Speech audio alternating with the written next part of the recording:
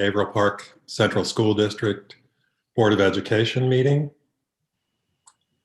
Ms. Weig is out for a short time here and will be rejoining the meeting. In that case, I would like to move it along to the Pledge of Allegiance. Please stand and say, I pledge allegiance to the flag of the United States of America and to the republic for which it stands, one nation, under God, indivisible, with liberty and justice for all.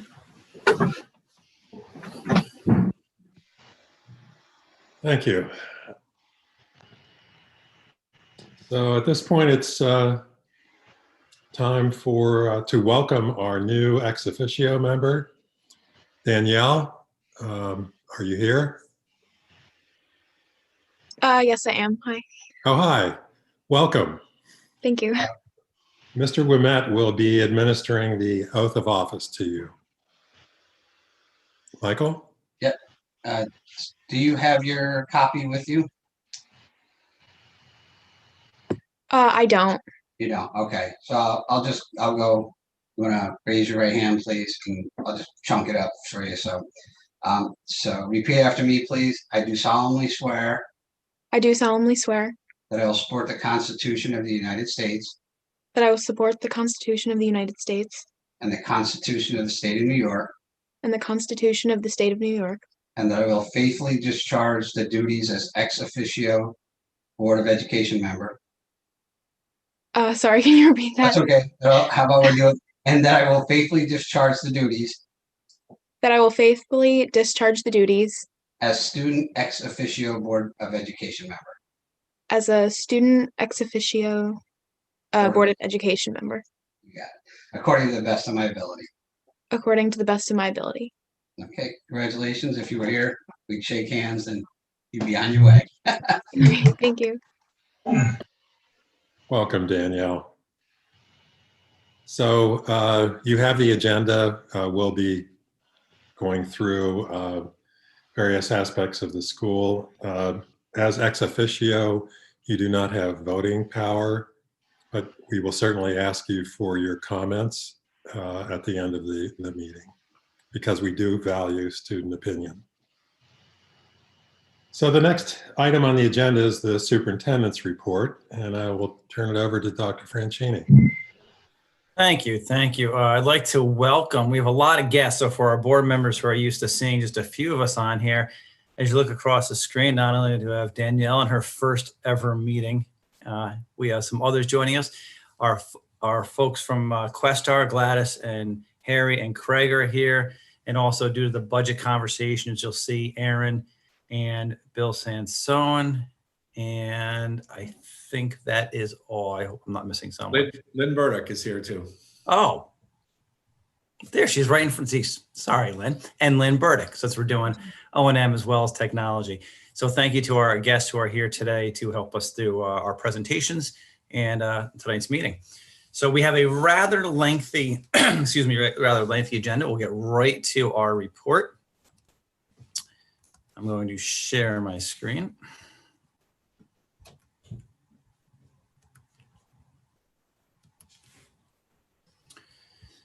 All right, so for the board, we have a few things going on. As you know, we've been talking a lot about the COVID-19 vaccination.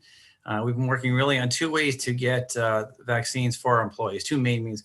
One was working through a local pharmacy, and we were really close to getting that done, as we've mentioned, but the guidance changed and they were no longer able to vaccinate people under 75. And then second, we've been working and still actively working with our Boces and with the county. And it's nice that they're on this call because they have done a fantastic job. And, the leadership of Questar has been fantastic, and especially Craig for his work, and he's on here now. It's obviously been a lot of challenges. It's constantly moving, all the stuff we've always talked about, and they've done a really nice job of trying to clear the way for us. They did the LSL, which was our license that we needed to do some of these things. They've been constantly helping us out, and we appreciate the work that Questar has done. And we are continuing along this path. What we have been doing, because we have not been able to secure the testing ourselves, is really trying to get as many links out to people as possible so that they have the opportunities to get the vaccine if they desire. And you can see the data from our survey, which I shared with the board. We had about 358 people respond of about 525 employees. And you can see a large percentage either have an appointment or have already gotten the vaccine or are not interested in getting one at this time. So we're really about, call it 80% of our employees are in good shape in terms of the vaccine.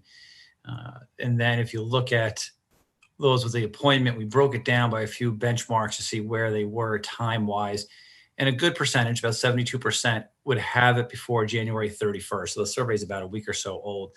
So we know people are actively trying to get it, and they've been relatively successful. That said, we know there are shortages, as you know from the news, and we know facilities are canceling the appointments. We have not heard of a lot of cases of that happening for our own folks, but it is certainly something that we are aware of and is out there.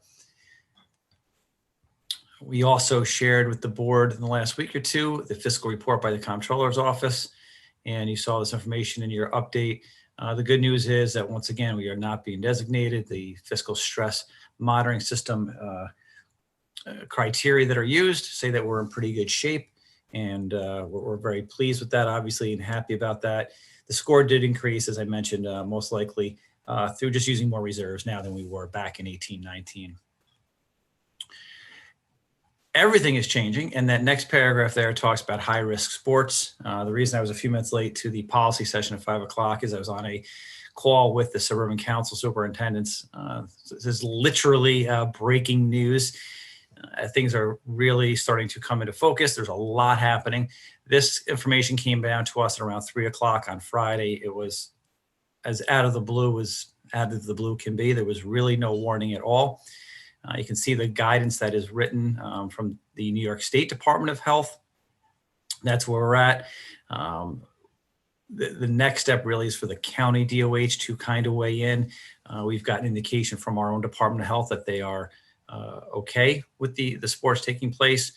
Mark Bubniak has been working through the weekend and today in terms of meeting in subcommittees and with the full athletic directors of the Suburban Council. So things are starting to come into shape. At this point, I would say, using a very broad brush and very, very, very preliminary, I think the Suburban Council as a whole is supportive of basketball being played. I think there's obviously some more concerns with wrestling. So that's one of the things that is being really talked about. I think in terms of putting protocols in place, there's a lot of work that needs to be done, and they're actively doing that. I think one of the big concerns right now of the group as a whole is spectators. We did allow limited spectators in the fall. I think the group as a whole is kind of concerned about that. And I think just making sure that the council as a whole is moving in the same direction when it comes to the use of masks. We talked a lot about the testing of student athletes proactively and what can be done in that area. So certainly a very, very moving target, but that is the up to the minute update as to what's going on in the world of high risk sports and athletics and the potential for that to return soon. Security cameras, we mentioned that. We've been working for a long time on our Smart Schools Bond Act money, and that work is now really getting underway. All the preliminary work, the approvals through the State Education Department, all the planning, all that is done, and really now getting into the actual implementation. Kate Dorrigan has taken that on as our safety coordinator as we want to get everything installed and to make sure people are properly trained. Update on the tax cap factor, which was mentioned. You can see the number there, 1.23, obviously rather low. It's the lowest percentage since the 16-17 budget. So that has an impact directly on our tax cap. And then the other thing I just wanted to mention real quick, we have been experimenting with different ways to make our board meetings more accessible. And what we ended up doing, our latest iteration, is to really try and make it as simple as possible by putting a direct link off the main page. So now when you go there, right to the Board of Education drop-down menu off the main homepage, there's actually a link that says, live stream of board meetings. So hopefully our community will find it easier. It's always been up there, but one of those things that it's very easy to find if you know where to look. All right. But if you don't know where to look, much more challenging to find. So we wanted to make it as simple as possible, but also have it up there permanently. So we didn't have to worry about what if we didn't put the banner page up or, somehow got lost in the shuffle. So now there is a permanent link there and it brings you right to our YouTube channel and the meetings themselves. Any questions on the report? I had a question about the return to the high-risk sports. So the Suburban Council includes like all of the capital region? No, the suburban, yeah. Section 2 is kind of the region as a whole. Suburban Council is the council we play in.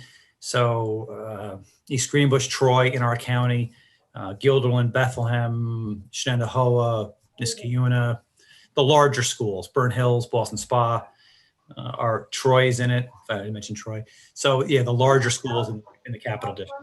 So theoretically, though, you're going to have different health departments weighing in on this, depending upon, because there's more than one county involved. Yeah, so like the Albany County DOH versus, you said there's 4? I think it's 4. Saratoga, Schenectady, Albany, Rensselaer, I think are the 4 counties in the Suburban Council. Okay. And so basically you're waiting for the guidance for all 4 counties to come in before you guys make a group decision on that?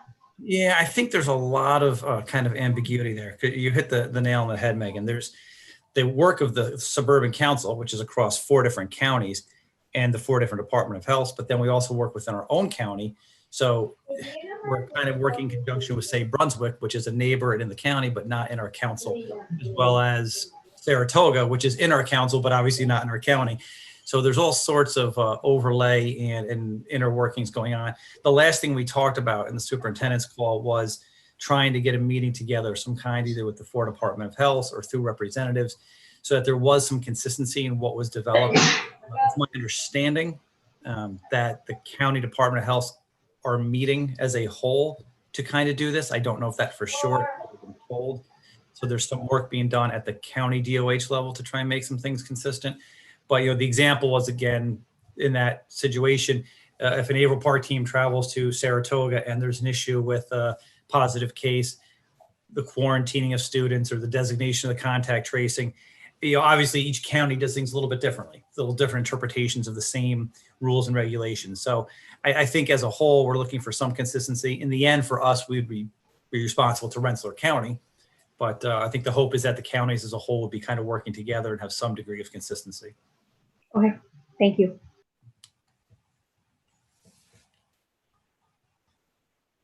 Anything else on the report?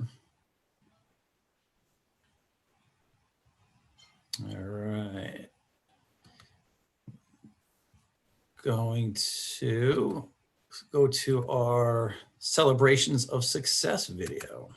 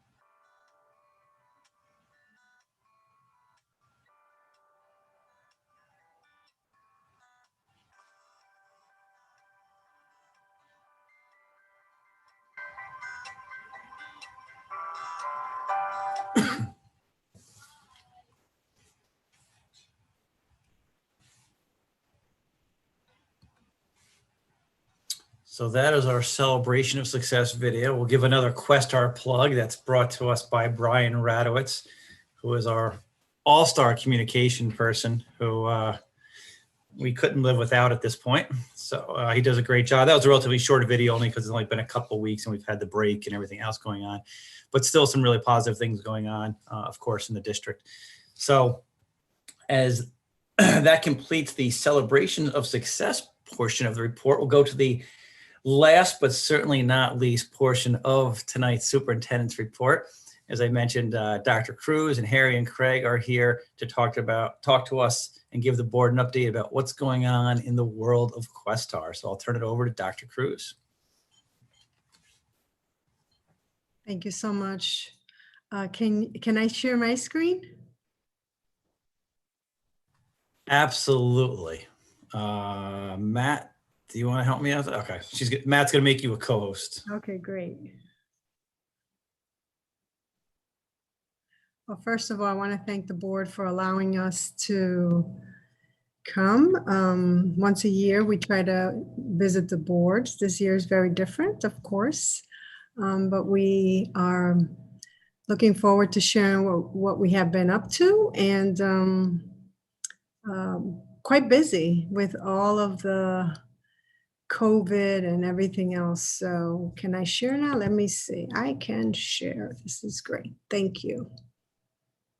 So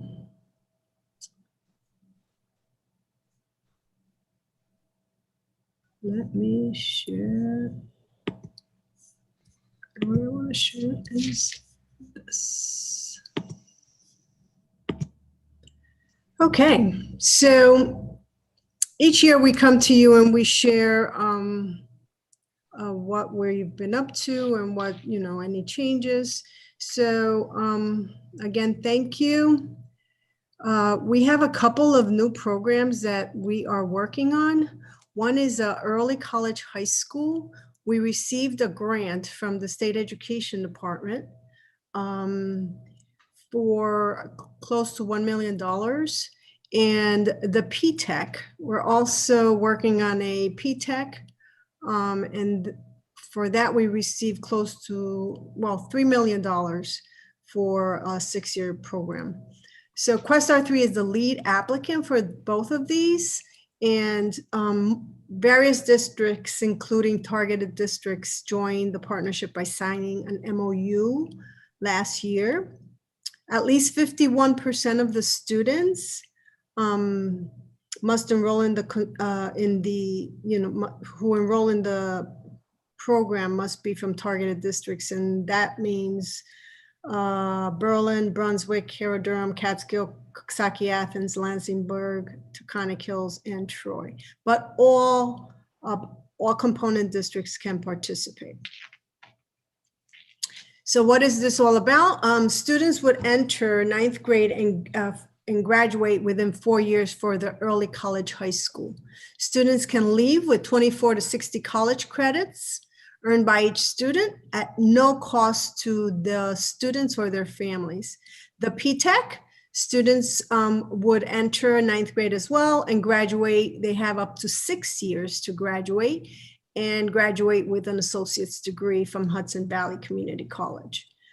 Students would have first in line for job opportunities. The goal is to have 100 students go through the early college high school and a total of 45 students per cohort for the PTEC. The pathways include a variety of pathways, and we can add pathways as students have different interests of pathways of areas they want to study. So the partners are our college in Rensselaer County, Hudson Valley Community College, and we have some other partners, the Tech Valley Center for Gravity and the Artificial Intelligence Center of Excellence. We are in the planning phase, and we expect to start these programs off in September. As you see, the early college high school implementation period is through 2025. It's a 4-year program, and PTEC is a 2027. Students would have up to 6 years to graduate with their associate's degree. Next steps are to communicate the plan and recruit students and recruit and hire staff.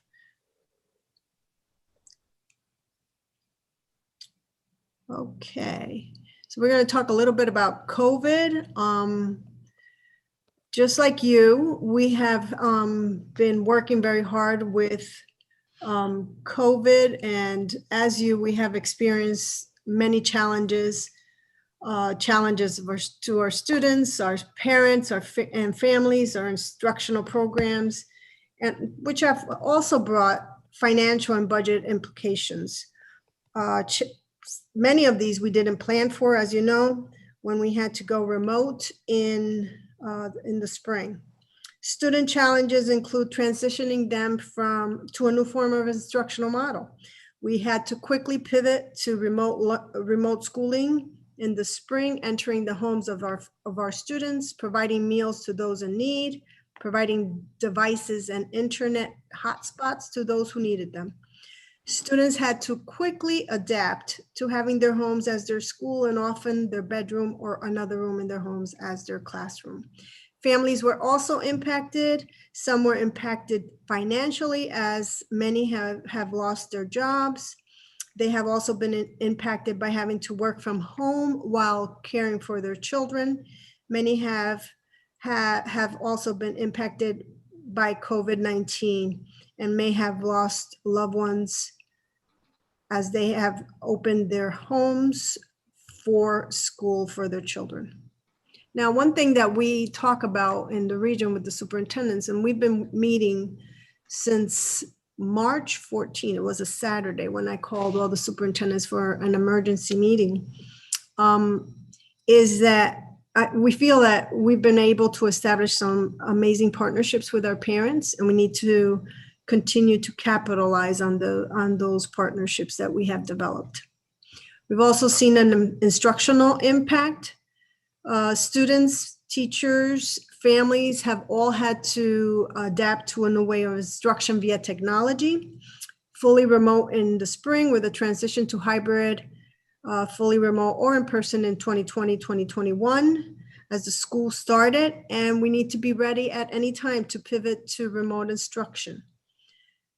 Researchers have suggested that due to the change of instructional mode of learning in the spring, there may have been huge learning losses. Some researchers suggest that students may have up to a year of learning loss. There are various studies out there. The Brown University, McKinsey and Company have put some studies out. McKinsey and Company put a study out that says that the change could last a lifetime. Financial and fiscal impact, you've seen this directly.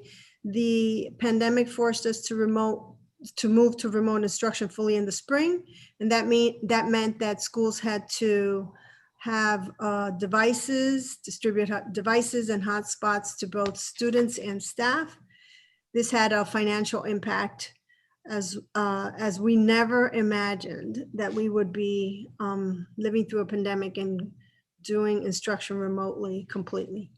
The purchases many times were not budgeted for. Some schools were ahead of this and had one-to-one, others did not. Then we had all of the cleaning supplies and PPE that we had to purchase to ensure a healthy and safe environment. And with that, I'm going to turn it over to Craig Hanson, our Director of Health and Safety and Operations and Maintenance. Craig. Thank you, Gladys. Thank you to the board. Thank you for the opportunity to talk about and meet with you what our response has been to COVID and how we've what support we've provided to our districts as well. So as Gladys mentioned, we started on that March 14th, 2020, is able to get our health departments there at that Saturday meeting to talk about that closure. And we've continued to have that connectivity. Ever since then, we have met weekly with the health departments every Wednesday, and provide that connection to make sure that we're all on the same page and we understand each other's needs and goals through this. With that, I've become the point of contact for the for the Boces and all 3 counties that we work with. Many times they reach out to me to connect with the superintendents or vice versa to share information, and that continues. We've helped to synthesize the information, the guidance provided by the governor's office, by state ed, SCD, the local health departments, from executive orders to all those interim guidance documents that have been shared. And I know there's another one today about high-risk sports. And starting the closing process in March right through July is preparing for reopening and getting ready and understanding what we need to do. So the daily health screening surveys, the positive case responses, the contact tracing. You know, our response hasn't always been to the superintendents. It also has been to the business officials for procurement resources, PPE, approved products that we could or should be using, dealing with COVID, hand sanitizer, thermometers, and just what resource availability was out there. We also had the opportunity to work with the Rensselaer County Emergency Management Office, and I was advocating with them to try to get some PPE for our nurses. So we ended up getting some face shields and gowns donated through our county connections, as well as hand sanitizers. You know, we continue to work with our partners within the schools as well throughout the summer from the departments, on the department side of facilities, food service, transportation, the nurses, and providing opportunities to connect with them weekly. We moved to bi-weekly meetings after that, just to make sure that we're all connected and how we can support each other as we went through this, continue to go through the pandemic. Excuse me, and also making sure that we could find and resource N95s for the nurses. That's an important piece of PPE that they need, and we provided the fit testing for our schools for the nurses as a tight fitting respirator. And then, as Dr. Franchini mentioned, we facilitated the LSL. We applied for that to get the limited service laboratory to prepare for the antigen testing as the governor's requirements for zone designations were pushing us towards. And we still await that to happen. But the counties being overwhelmed with dealing with COVID themselves. So we stepped up when we applied for that. We listed every single school district within our Boces under that, provide the training to the nurses on how to use the kits. I secured 12,000 kits from the state in advance of the zone testing so that we could be prepared and ready to go if it came down to that. And then finally, we continue to work with the counties on the vaccination. We know that the progression was to go toward the vaccination once that became available. And I continue to work with our counties to see what can we do, to support them to do a closed pod within our school buildings across the counties, just to get that the vaccine out more readily available. So we just continue to support and work with our schools, and I'm proud of the opportunity to do that, and I'm very happy that the progress that we've made with our districts. So I guess I'll leave it there. Is there any questions on the COVID response? Okay, thank you. So again, finally, just wanted to cover the services that's subscribed to for our health and safety risk management. We've been working with the district since I've been there for 15 years. In my 16th year, actually. Our level 2 service provides a health and safety specialist 2 days a week with the district, supply and support the district and everything from environmental issues, indoor air quality. We include the annual fire inspections, visual inspections, the triennial asbestos inspections every 3 years. Should be coming up next year. Chemical hygiene is another service that we offer. We have a very robust chemical hygiene program. Fire system maintenance for extinguishers, alarms, and backflow devices. We also do the emergency calling service, the school messenger, the visitor management as well, using Raptor technologies. And finally, we also have the virtual tour access, where we had done a virtual tour of all the district facilities for both insurance and emergency management purposes. So again, I thank you and appreciate the opportunity to join you. Harry? And like every year, we like to share with the board the type of services that your school district purchases from Questa 3 Boces. We have close to 300 different services, so this is just a sample of some of your purchases. But just for your own information, for the last fiscal year, the year that ended June 30th of 2020, your district purchased approximately $4 million worth of Boces services. Approximately $1.5 million was special education services, and the balance of $2.5 were various Boces Services. Most of them were also Boces Aval services. Your Boces A ratio is 67.7%. Of course, not everything is aidable. For example, salaries over $35,000 are not aided by the state. So your actual state aid was about 59 cents on every dollar that you spend. Of course, things are more complicated now because we don't know what's going to happen with the holdbacks and any cuts in state aid that the governor has announced. The next slide talks about, shows you some additional services that you're not purchasing. So we have some other opportunities if the need arises to to purchase any additional services. The next slide it talks about the Rensselaer Educational Center Modernization Plan. I want to extend special thanks to this board because the Aval Park Board of Education was one of the boards that in one of these meetings that we have on an annual basis said, what is the long-term plan for the Rensselaer Educational Center? And that kind of forced us to focus on it because we were always putting it on the back burner, and we've been doing that for quite a long time. So as you may recall, we came up with a plan. It was a 3-phase plan, basically completely rehab the place over a 3-year period. Phase 1 was completed 2 summers ago. That was the phase where we've done we did extensive site work. We improved the drainage system. We improved the bus loop. We put in new sidewalks.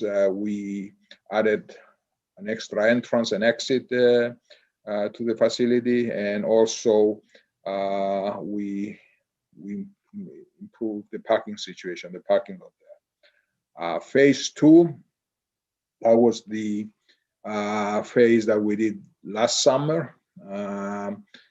Basically, what we did is there is 2 wings. The building is L-shaped. There is 2 wings to that building, so we cut the building in half. We took care of half of the building last summer, and we're going to take care of the rest of the building this coming summer. So phase 2 included new mechanical and new mechanical systems, upgrading to the plumbing within the building envelope. We reconfigure interior spaces. We have new doors, new windows, new flooring, new ceilings. Also we have new exterior siding for the building. So that's also what's going to happen this summer to the remaining of the building. So hopefully by the end of this summer, when the students report back to school in September, we'll have a fully renovated educational center. And if I can just add here, one of the things that we worked on when we were doing our reopening plan was we talked about the students that attend the Boces programs, and the superintendents asked that we plan to bring them all in person, both CTE and special ed. And, I think, and I'm very grateful because I think that, that was a good recommendation. And we've been able to keep our schools and all of our programs open throughout. And so we have all of our students, except for those parents who chose. And in CT, it was a very, very small percentage. And in special ed, it was about 25%. The next couple of slides are pictures of the site work that we did. The next one, I think, is an even better picture. This is the bus loop, repaving the new entranceway, repaving the parking lot, and really the whole facility there. We also have a little mini video showing you the work that we did this summer. Basically, we gutted and rehabbed the whole building.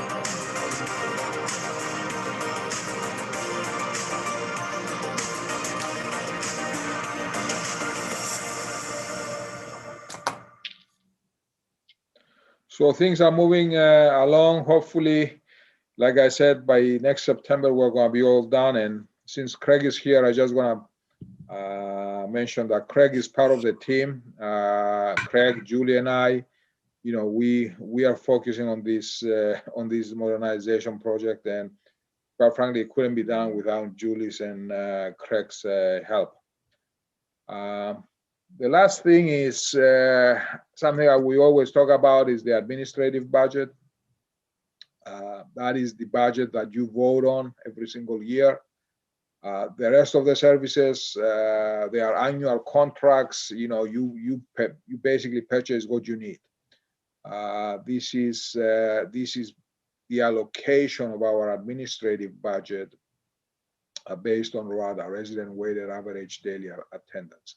And again, I'm comparing 1920 to 2021 because we haven't really had our 21-22 budget approved yet by our board. We do have preliminary numbers, which we share with the superintendents and business officials, but those have not been approved by the board yet.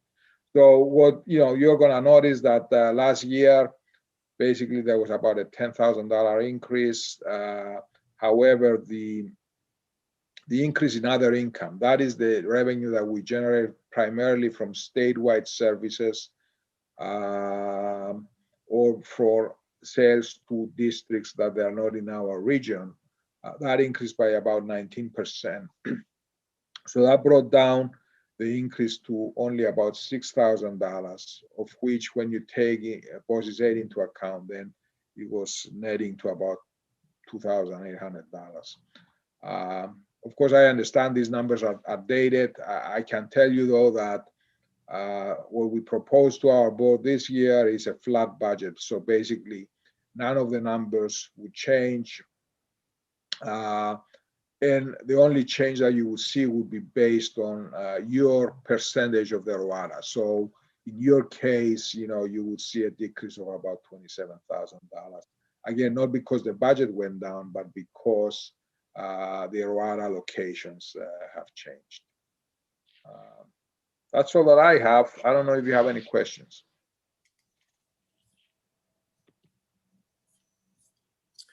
Thank you, Harry, and thank you, Craig. Are there any questions?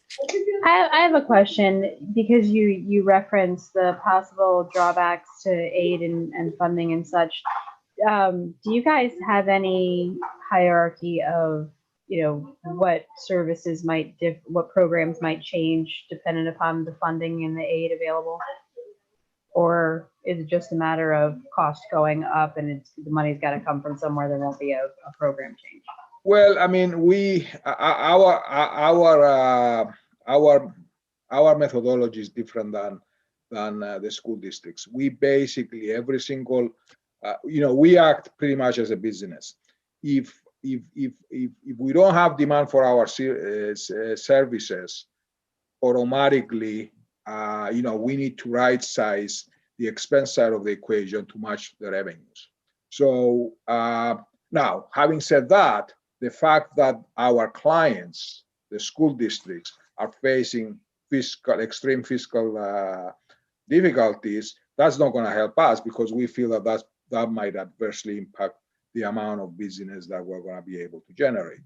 So if we see a decrease in the amount of services that we're able to sell to school districts, automatically we have to make ends meet. We have to cut the budget to right size it to the revenues that we're going to be able to generate.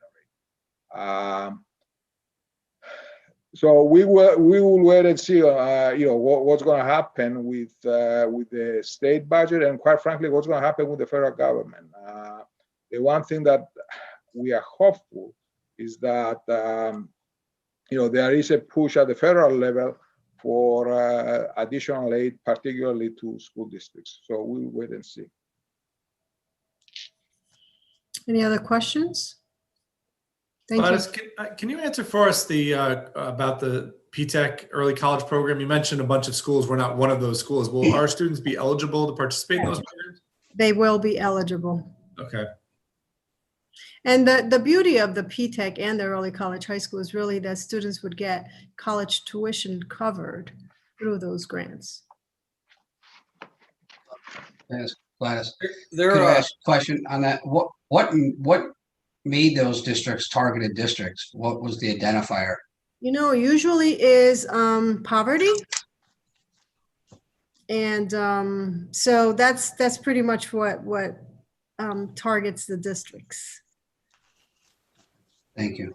Well, Yes. but we need 51% of the students from those districts and the rest 49%. So it's not that, it's almost 50-50.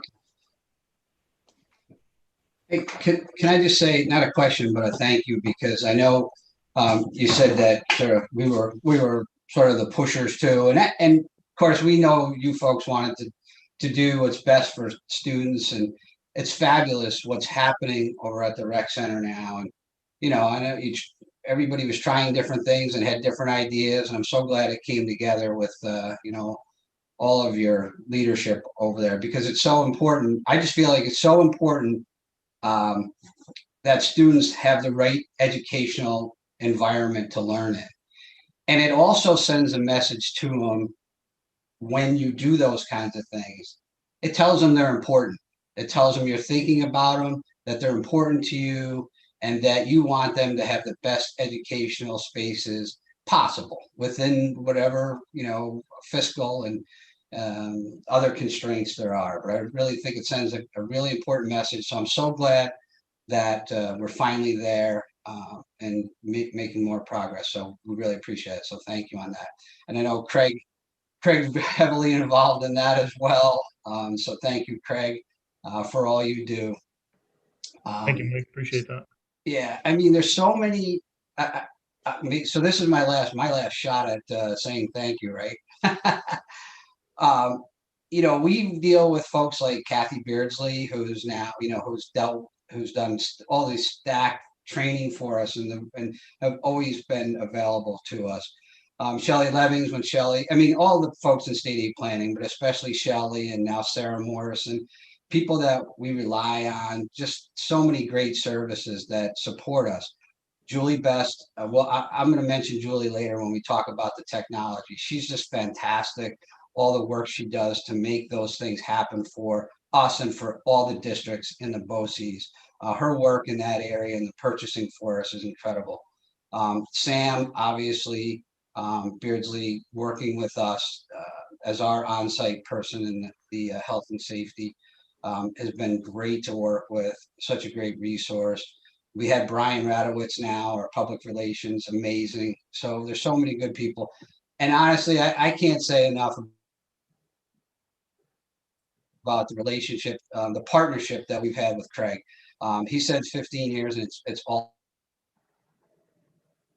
been an integral part, and just been an amazing. His group has taken on to help all the districts.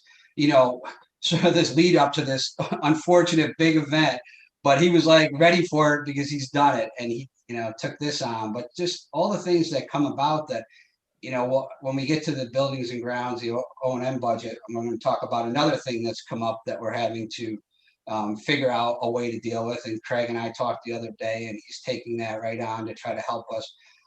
But there's been all sorts of new mandates and rules and regulations and everything. There's been technology things that he's helped us with, and safety and security in terms of hardware and buildings, you know, operations, the Raptor system. You know, we asked, you know, I think we were one of the ones, there may have been some others, that asked Questar to go out and be a supporter of the Raptor system, and you did take that on. And so I just want to say thank you for all that work that you do, Craig, and your group, and all the others. And I'm, you know, obviously there's so many other people, but just you know, to say thanks to those contacts we have all the time. We really appreciate it.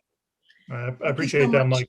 That's what we're here for. We're here to support our districts and take something off your plate and try to help you manage all those mandates. So I appreciate those kind words. Yes, and Mike, I just want to thank you as well, because Boces is really there to serve the districts, and we're a cooperative, and we always look to find ways to make your jobs easier. So anything that we can do at the Boces level to do that, that's what we do. And thank you for your comments regarding the Rensselaer Ed Center and the importance of having an upgraded educational center for the students that come for years to come, because, you know, but I still remember, Mike, when you brought that up at one of the meetings. Which time? So thank you. I think it was, and you know, we had various propositions, but I'm so glad that we were able to renovate our Rensselaer Educational Center. It's part of the cooperative, so it's all part of the region's school districts as well. So thank you. And Lynn McDonald too. I don't want to miss anybody, but Lynn's huge resource for us and a big help. So thank you. Thanks. Thank you. I would add to some stuff about Craig, but I got to work with him the rest of this week, and I think his head's probably getting too big, so I'll do that later. But you know, I think that's something really important with the rec center, like you mentioned, is we unfortunately have had a lot of opportunities to have to switch to remote learning this year, and something that's become very clear is when we've had to make that switch, especially, and we become much more targeted in what we've been able to do, unless it's on a Sunday afternoon at 5 o'clock like last time.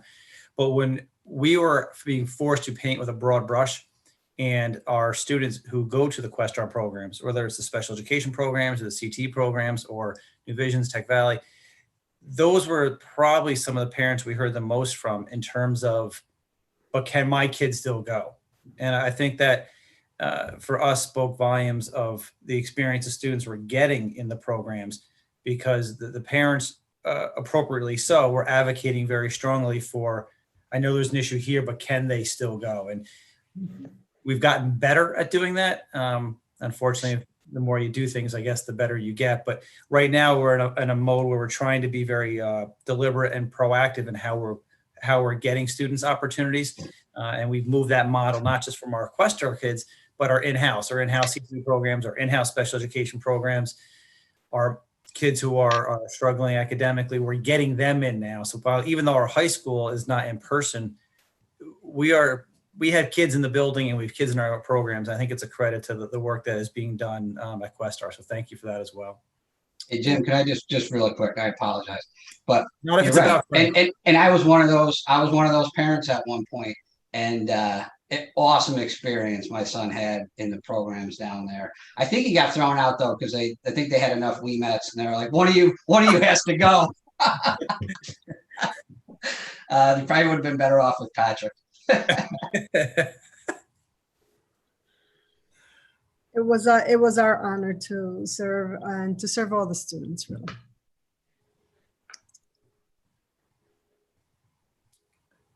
All right. Any other questions for the Questar folks? All right. Well, every time we always put the reports up in this part, we always invite you to stay for the whole meeting, but give you the opportunity to, in this case, click off now. So we'll be here for a couple more hours if you want to come back and join us, but you're free to go otherwise. So thank you for taking time. I know you guys are busy and popping in here. We appreciate it. So thank you. Thank you so Bye, much. folks. Nice seeing you all. Bye-bye. Have a great meeting. Bye. And that will that'll conclude a rather lengthy superintendent's report. Thank you, Jim. I'd like to welcome Jessie back, so I will turn the meeting over to her. Thank you, Peter. It brings us now to item number 4, our public comment period. So those community members seeking to provide questions or comments to the Board of Education should email them to their district clerk at the email that is on the agenda item. And we will include any comments we receive in the minutes of our meeting. I'm sorry, that was item number 6, not 4. Okay, so on to item number 7, the consent agenda. Do I have a motion to work through the approve the consent agenda? Megan. Megan, Peter. seconded by Peter. Discussion? Go ahead, Ann. Go ahead, Ann. Thanks. I had a quick question about the item B3 about the district-wide security project. I understand I just want to make sure I'm understanding that this is through the Smart Schools Bond Act. Is that completely covering the cost of this project? That's correct. So And the second, yeah, the total project budget's about $925,000. yeah, I saw the contract was for what, 721 or something. Yep. Yes, and there's some other costs, administrative costs, and some other costs that are related to design costs. Does this is this completely separate from some of the security items we talked about in the capital project? Yes, totally So separate. So all of those security items in the capital project still need to be addressed. Correct. Okay, that's what I had. Thank you. You're welcome.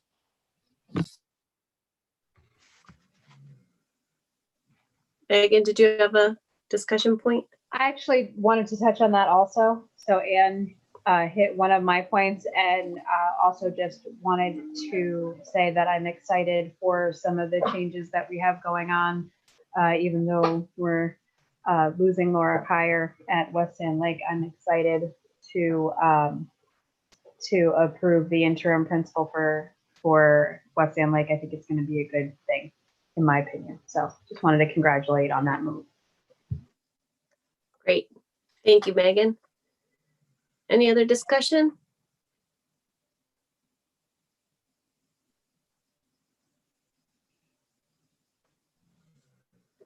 Okay, hearing none, we'll move it to a vote. All those in favor of approving the consent agenda? Aye. Aye. That passes unanimously. Okay. On to item number 8, approve the memorandum of agreement between the Aval Park Central School District and the Civil Service Employees Association to allow sick days to be converted to personal days and used for childcare per the attached agreement. Do I have a motion to approve? Chris? Thank Megan. you. I saw Samantha raise Oh, her yeah. hand first. That's cool. Discussion? I just want to thank the administration and the different units for their creative thinking on helping problem solve for our employees.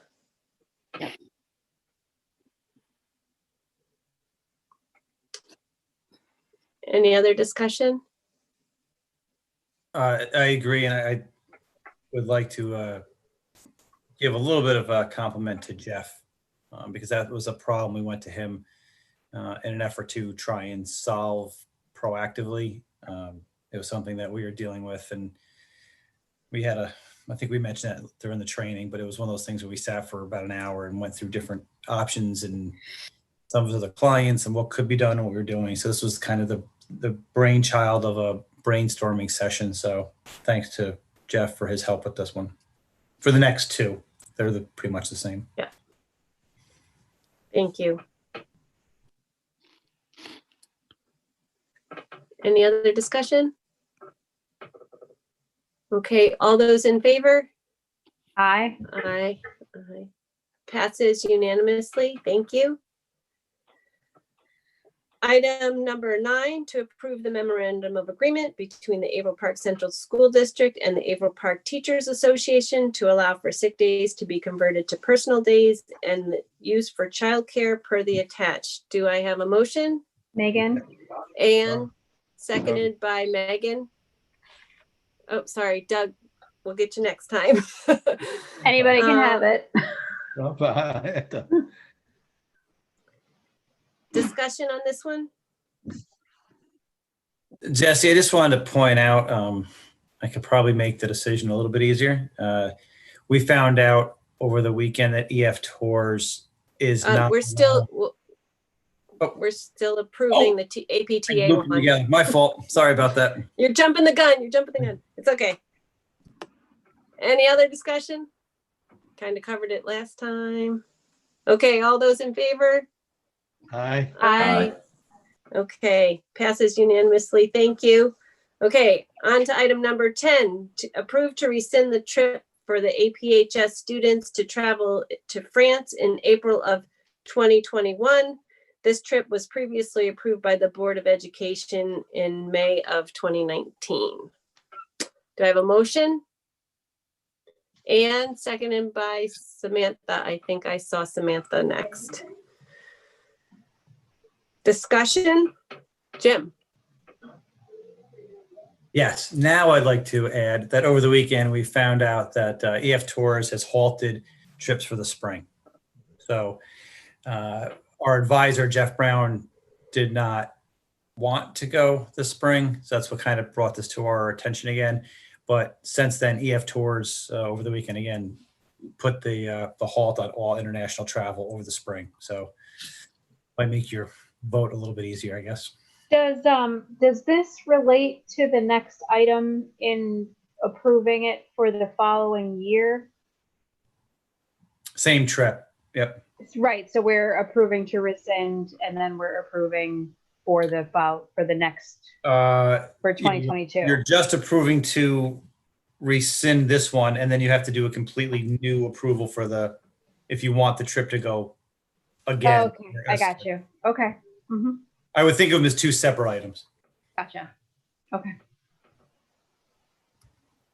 I just want to say, because I know how important these trips are to everyone, that as sad as it is that we have to make these decisions, and I hate to have to vote on these things because it can be misconstrued that we, are maybe taking something away. The decisions that we have to make it as a safety measure don't necessarily reflect our personal feelings on the value of the trips. And I do hope that the students get to participate in them again in the future.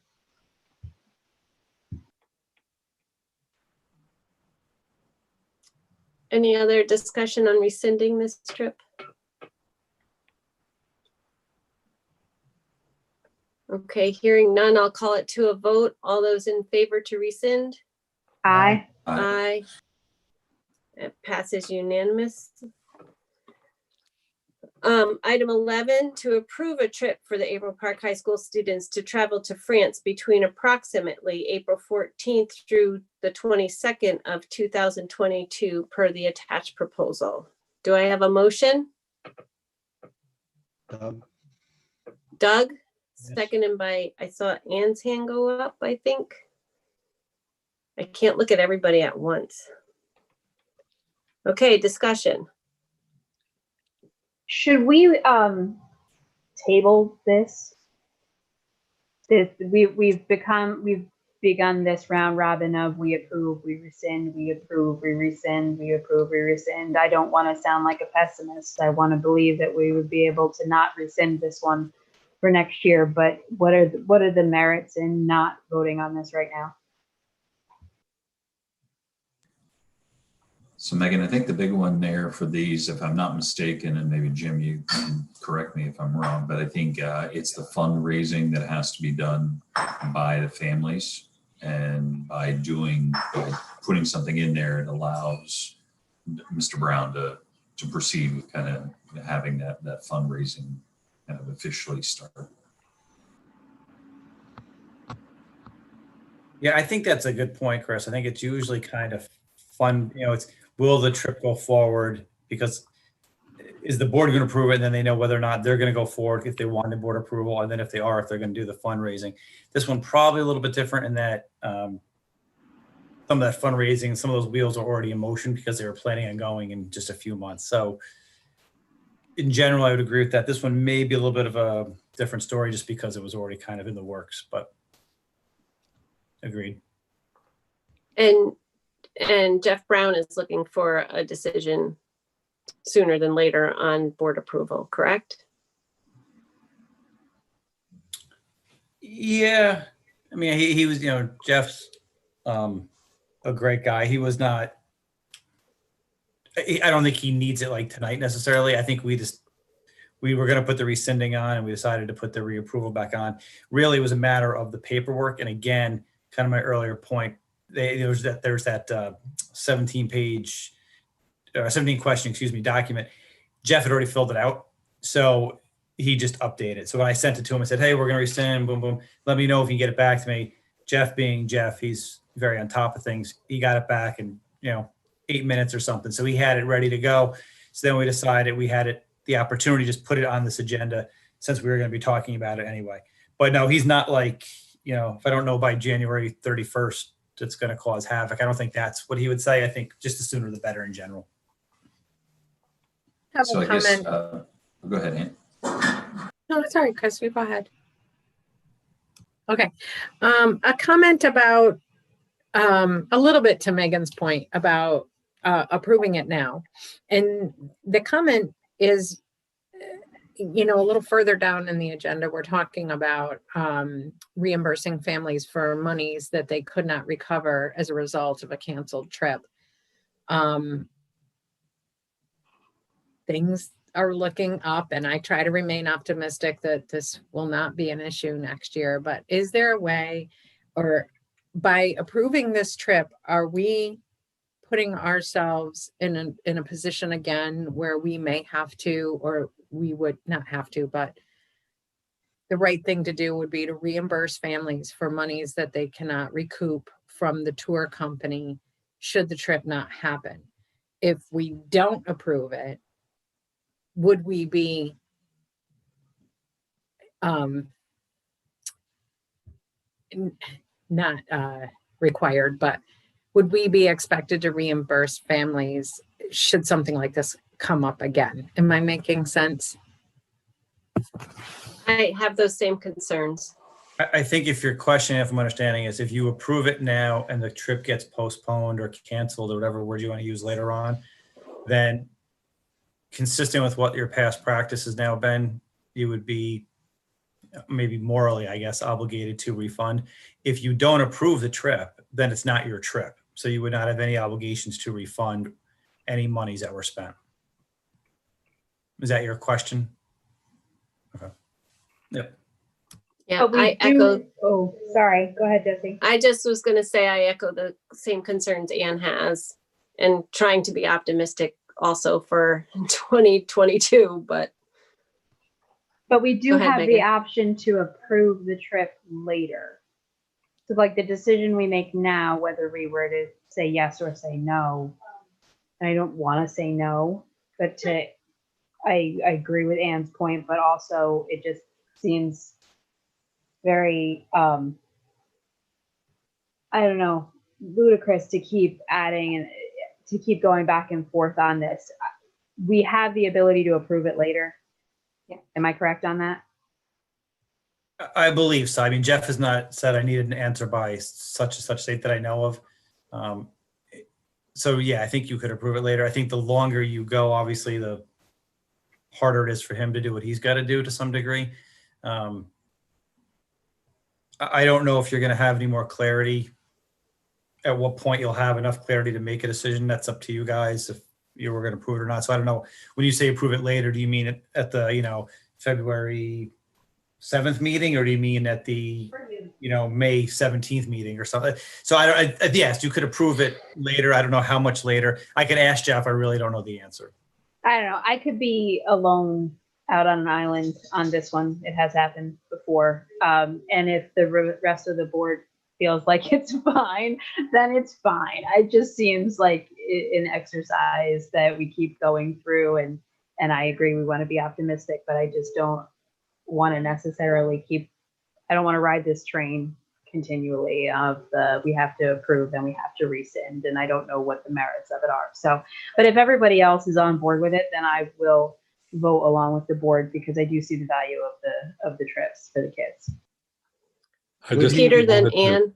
I just wanted to remind the board of the past discussions we've had about liability.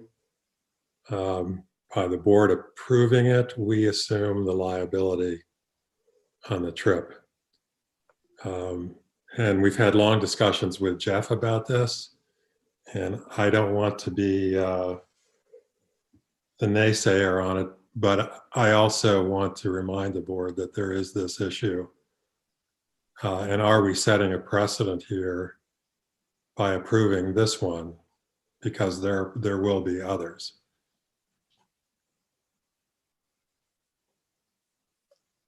Thank you, Peter. Anne, you had a comment? I wanted to add that I'm not sure by tabling it or pushing it off, it's going to, necessarily change. I was thinking about that liability, Peter, in terms of looking at the budget's always an uncertain process, but, being that we have that liability and the moral obligation, as Jim said, to reimburse, I'm not, how that looks to the public in terms of reimbursing people because they wanted to go on a trip and then they couldn't go, and how much of that should really land on the district in terms of refunding these few families. I mean, it's a very small amount, and it was completely unprecedented and unknown to these families when they, in good faith, wanted to go at this point. But now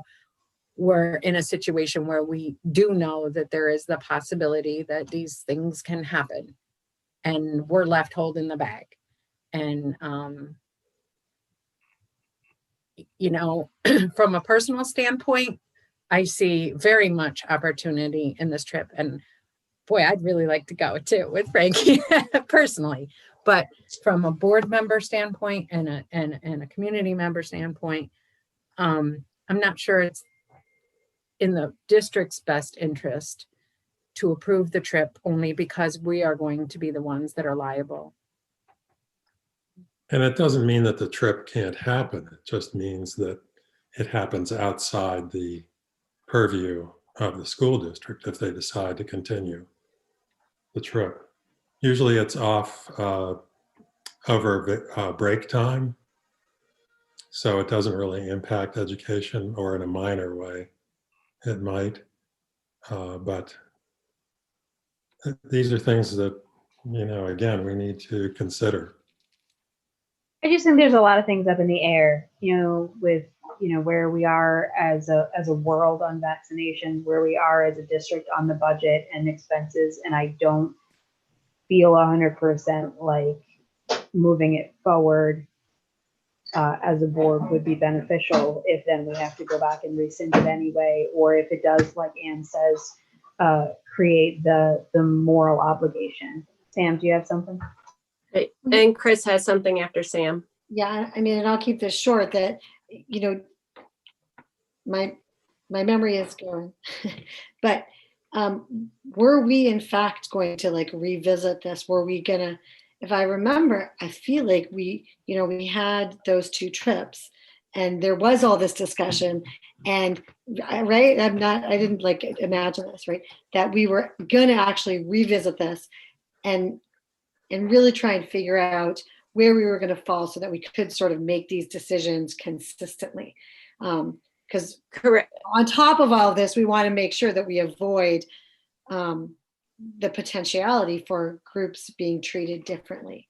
You know, fairness across the board is, you know, I think. So the field, right. And the field trip policy is part of the 4,000 series. I noticed that.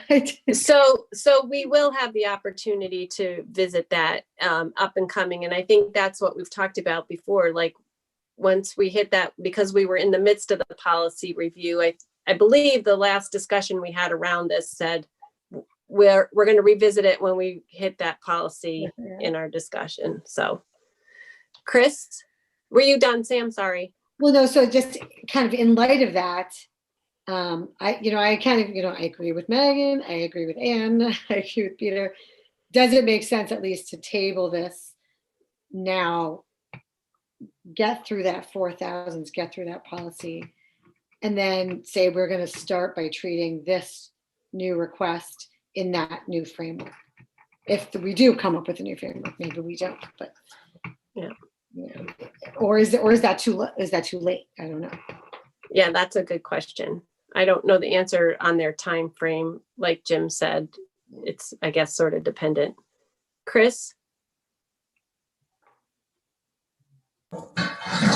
Yeah, so I think we've all kind of mentioned it. I think the policy review is going to be important. I think we're all, of a similar mindset, or at least I'll speak for myself.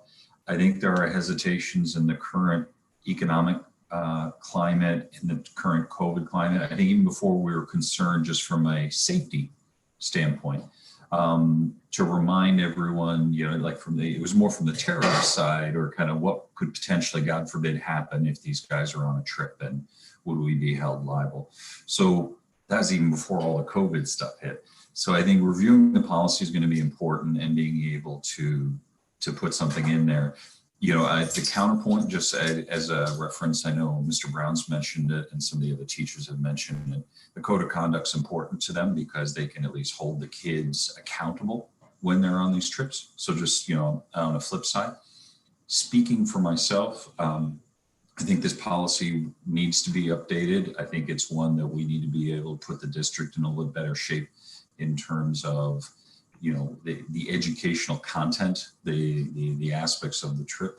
So I think unfortunately right now, I don't think we have enough momentum to be able to prove tonight. I think it'd be helpful to better understand from Mr. Brown if he's got some limitations or some time frames. I think Dr. Franchini brought up a good point that since a bunch of these guys have already done the fundraising, we may actually have a little bit longer runway, but I do believe that, hopefully sooner or later we can address the policy. And it sounds like if it's part of the 4,000s, that's a good thing. So we can get to it sooner rather than later. If I could suggest that we actually pull that review of that policy up to the next meeting, just so we're not disadvantaging Mr. Brown, and get this discussion over with, come up with a decision, and approve of the policy maybe. Right, and a decision on updating the policy is what you mean, Peter, right? So we can move through these requests. A decision on, what we're going to do with this policy. Let's get it locked and loaded. Bad analogy, sorry.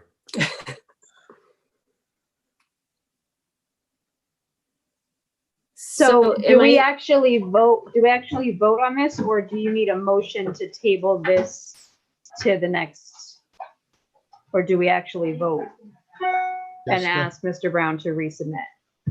Yeah, Doug. I'm not sure, Megan. Doug, go ahead. Did I move this or not and create this? After hearing the history and the upcoming discussion of the policy, which I didn't connect earlier, I do have a lot of questions, and I would be in favor of tabling it as well. Another question I had is EF tours. Did they keep the student money? Did they have the option of returning it to those students and opt to keep it? And if so, would that be a company that we'd want to deal with in the future if such field trips were approved in the future? Anybody know? It's my understanding on that one that they, and I don't know what the exact, that I believe the parents have paid thousands of dollars in, that the amount that's non-refundable is the only thing that they won't refund. And it's about $500 typically. Actually, in this case, we just found out that, and I'm looking at an email from him, I think in this case, it's actually going to be like $350. Yeah, so they do a pretty nice job, I think, from that point of view, because they collect thousands, and that's just the stuff that they have to pay for in advance, I guess, or their processing fees or whatever it is. I don't know the details. I think the people who run the trips would say that they're pretty good to us overall and pretty fair, but I don't know from personal experience. But okay, good question. That's yeah. But I would be in favor of tabling it as well. I mean, Doug, I do, forgive me, I do recall that they did make a substantial number of concessions to their normal policies last year when this all came up. Yeah. So I think there was an element of good faith, I think. They did vouchers and yeah, did a few, and you could use the vouchers on other trips, or you could use them past graduation. There was all sorts of, there was, you're right, it's a good point, Samantha. They did hopefully without options quite a bit, I think. Thanks. Okay, so procedurally wise, I'm hearing that this needs to be tabled, and I'm actually at a loss for procedurally what we need to move forward. Do we rescind the motion to approve? I would approve, I would withdraw that Okay. and substitute. Yeah, the since table. yeah. Okay, so since you made the motion, Doug, then that, I think, okay, so we have a motion on the table to withdraw the motion to approve and table this until next time. And I see Megan is seconding that. So all those in favor of tabling this discussion, at least until we have a chance to review the policy, or as long as Jeff Brown can wait. Seem fair? Okay, all those in favor?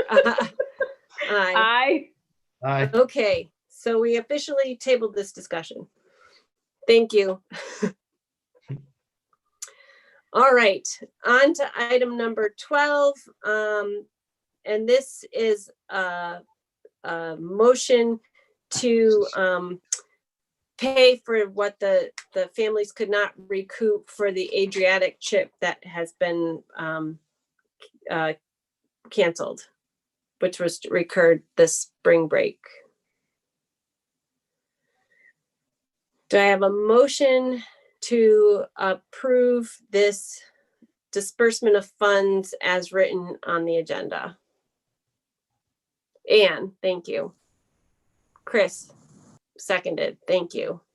Discussion. Anne. I just want to say, I just want to make sure that I understand this correctly, that these last stragglers, I understand that these are stragglers that either weren't aware of the offer to reimburse them or somehow missed that communication. And these are just stragglers on something that we already approved for other families. I just want to put that out there. Yeah, my understanding is that they may not have gotten the communication that the refund was available. And I confirmed that they were all travelers on the trip. And I don't know, I didn't have the whole list of travelers, but I'm hopeful this is the end of it, but I'm not sure. Thank you for the information. Should we do it in all as one group? And if the number is not 500, perhaps 350 later on, could we do it then? I mean, What one group of all, well, did you say we don't know if there's any other families affected? yeah, I'm not 100% sure. Perhaps we should get a complete list of everyone affected. Well, we thought we had that. If there's more, I guess we can just take another action. I don't see why. I don't know. It's okay.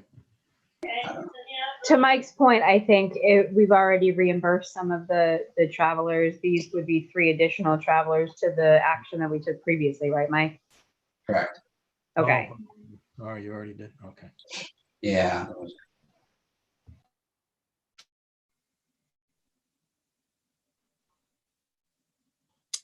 Any other questions, discussion?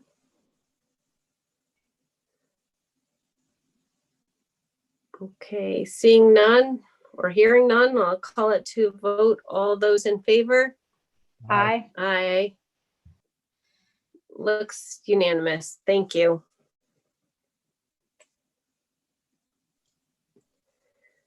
Okay, on to item number 13, the review of the operations and maintenance and the technology budgets.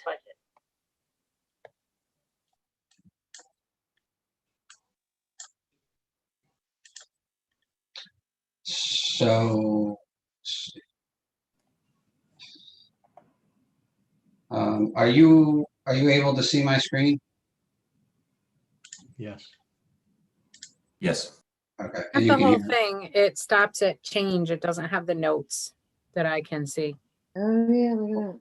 Can you Well, do a full screen on it or slide that right margin? Oh, no. So you must have. It's just. I tried to make it bigger so that everybody. Is that better for I you? have the printed copy, so it doesn't, I'm just Is that saying for better? everybody else. All right. So everybody good? Can I see that okay? 25%. Like if you change that 125% in the box up above, now granted, it's going to mean everyone's going to see smaller font. But anybody You else? can't see past change. You can't see the notes. So you're going to discuss them anyway, though. I have to make it. Yeah, I am going to discuss it. But like all I see on the right column is change, and then it says in the yellow 25 comma. Yeah. Is that the same for everybody else or just me? Yes. Yeah, same Okay. here. Okay. Mike, if you go up, where are you? If you went up in the box where Chris was pointing it out to you, where it says 125%, if you drop that to 100%, then I could. Yeah, I just want to make sure you're able to see it. I can make it whatever percent you want. Yeah. maybe try that, and then It's small there, but Maybe one more. maybe 100%. yeah, I think the 100 was good. Yeah, 100. do I hear 100? 100, 300, 100. All right. Well, you have it, and this will be up on the website, and so we'll get moving so folks can ask questions, and we have so this is operations and maintenance. Bill Sanzone and Aaron Hefner are here to talk about topics, answer questions. You know, those of you who have been through how we work this budget, you have the budget calendar. We kind of chunk out some of the big stuff and talk about, you know, various operational areas, support areas, we can call them. Later on, when we get through some of these, we'll get into program areas, elementary, middle school, high school, special ed. And so we start out tonight with the operations and maintenance. What we would do, I guess, Doug, since this is your first time through with us, and you may have gone back and seen budget presentations or, you know, when you were contemplating your run, that we just talk about bigger changes, what's going on in the department, what we're thinking, and how we want to address making sure that we have, sound educational facilities and programs through these different budget areas. So in the operations and maintenance budget, though, and pretty much for all of them, you're going to see that the first line that's an increase is the contractual salary increases. That's based on the management confidential contract and the CSEA contract. The equipment budget, Aaron did some reductions this year, scaled it down, some of our equipment purchases. And if you need more details on these things, we can provide them.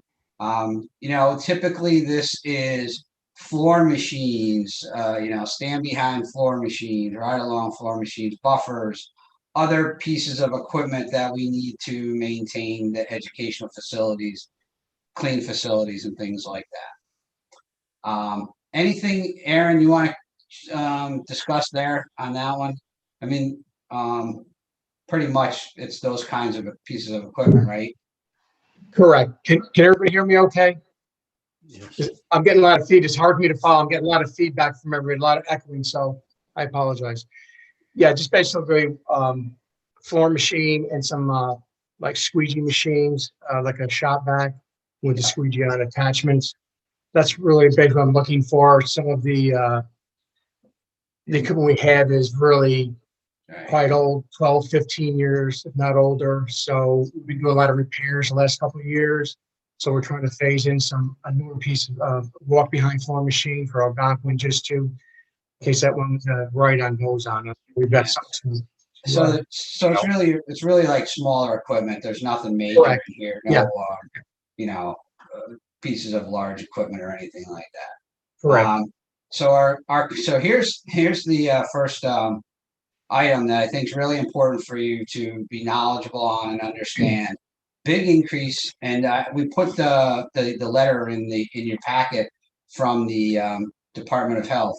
So this kind of came out of nowhere on us, and with all good intentions, I suppose. But it appears that this stuff was added, PFOA, PFOS, and these other items into what is our required testing of water. And while it sounds like a great idea, it's really because for us, it's only those water sources that are not so well water sources, not what I call city water. So we have two buildings, Post and Kill Elementary and George Washington have town water, city water. Those are actually tested by the municipality that's providing the water. So they're absorbing these costs. But this quarterly testing, and Craig, I talked to Craig Hanson about it, and they're going to try to do some kind of cooperative bidding and try to mitigate the pricing. But for the buildings that we have that are well water, and to have to quarterly test for these things, we're looking at a $21,000 budgetary increase. It's interesting. I mean, it's kind of I look at it like this: it's a tax on rural schools, because city school districts or who's ever on city water or town water, they won't have these costs. I shared, I think there's good intentions there, and I don't know enough to know about the potentiality for these kinds of things existing in our water, but it seems like in the cases that we've heard about where these chemicals exist in water, have contaminated water sources, it's been where there has been some sort of facility that's utilized these chemicals, and that's contaminated the water. So for it to be a broad brush to all school districts, could be that it's a little extreme, especially at the cost. I shared this information with David Little, who runs the Rural Schools Association, which we are a member of, to just have him take a look into it to see, because like I said, it really it's something that came out of nowhere, and it does impact rural schools such as ours. So that's a big increase that we have to prepare for that testing. And so that's the $21,000 increase there. And please feel free, if you want to jump in and ask a question as we go through this, more than happy to try to address those questions on the go. The refuse removal, I guess I'd say in this case, we're the beneficiary of, some of you may be aware, there's sort of this garbage war sort of happening across the area, where there's quite a competition happening between at least a couple firms. And the firm that we use now is really interested in maintaining our business. And so they significantly reduced our pricing, knowing that we had the opportunity to seek pricing from another competitor. So we're fortunate in that respect. This conference and travel is, Aaron had in the past, not in the recent past, just because there's been so much going on work-wise around the district, plus the just the budgetary constraints, would have attended in the past a conference that deals with EEI, which is our energy education program. It hasn't been doing that, so we just decided to take that out of the budget. There's no need to keep that in there. So the weight room and scoreboard, that line item, and in the previous year, that line item was the line item for the door hardware and the bleacher replacement at the middle school. And those were those $100,000 projects that we get aided in the year following. I think probably we just changed that title there to $100,000 project, because we're contemplating possibly doing another project of that type at the middle school with the middle school fire alarm system. So if you looked at, and I'll explain, that kind of ties in with what's here. What I asked Aaron to do was, there was a lot of items, health and safety type items, that were in the project that didn't, the project didn't pass. And I said, can you tell me, are there some things that really have to get done now that we might be able to incorporate into the budget at some reasonable price? Look, we can't do roof replacements and boiler replacements and those things out of the general fund budget. It just won't work. I mean, it's impossible to do. You couldn't raise the budget enough. And frankly, in a year like this, where the tax cap's so low, it's not even a possibility. So I said, are there some things that we might be able to do that we feel are really important? And we've had a lot of issues with the Algonquin fire alarm system. And we've been through this with Post and Kill and the high school in the past, where we have issues with the alarm systems not operating correctly, false alarms, the alarm systems being down for a period of time, older systems not being able to get parts. So we were fortunate in the last project that what we did was that's when the smart schools first came out, and we had wireless technology in the capital project.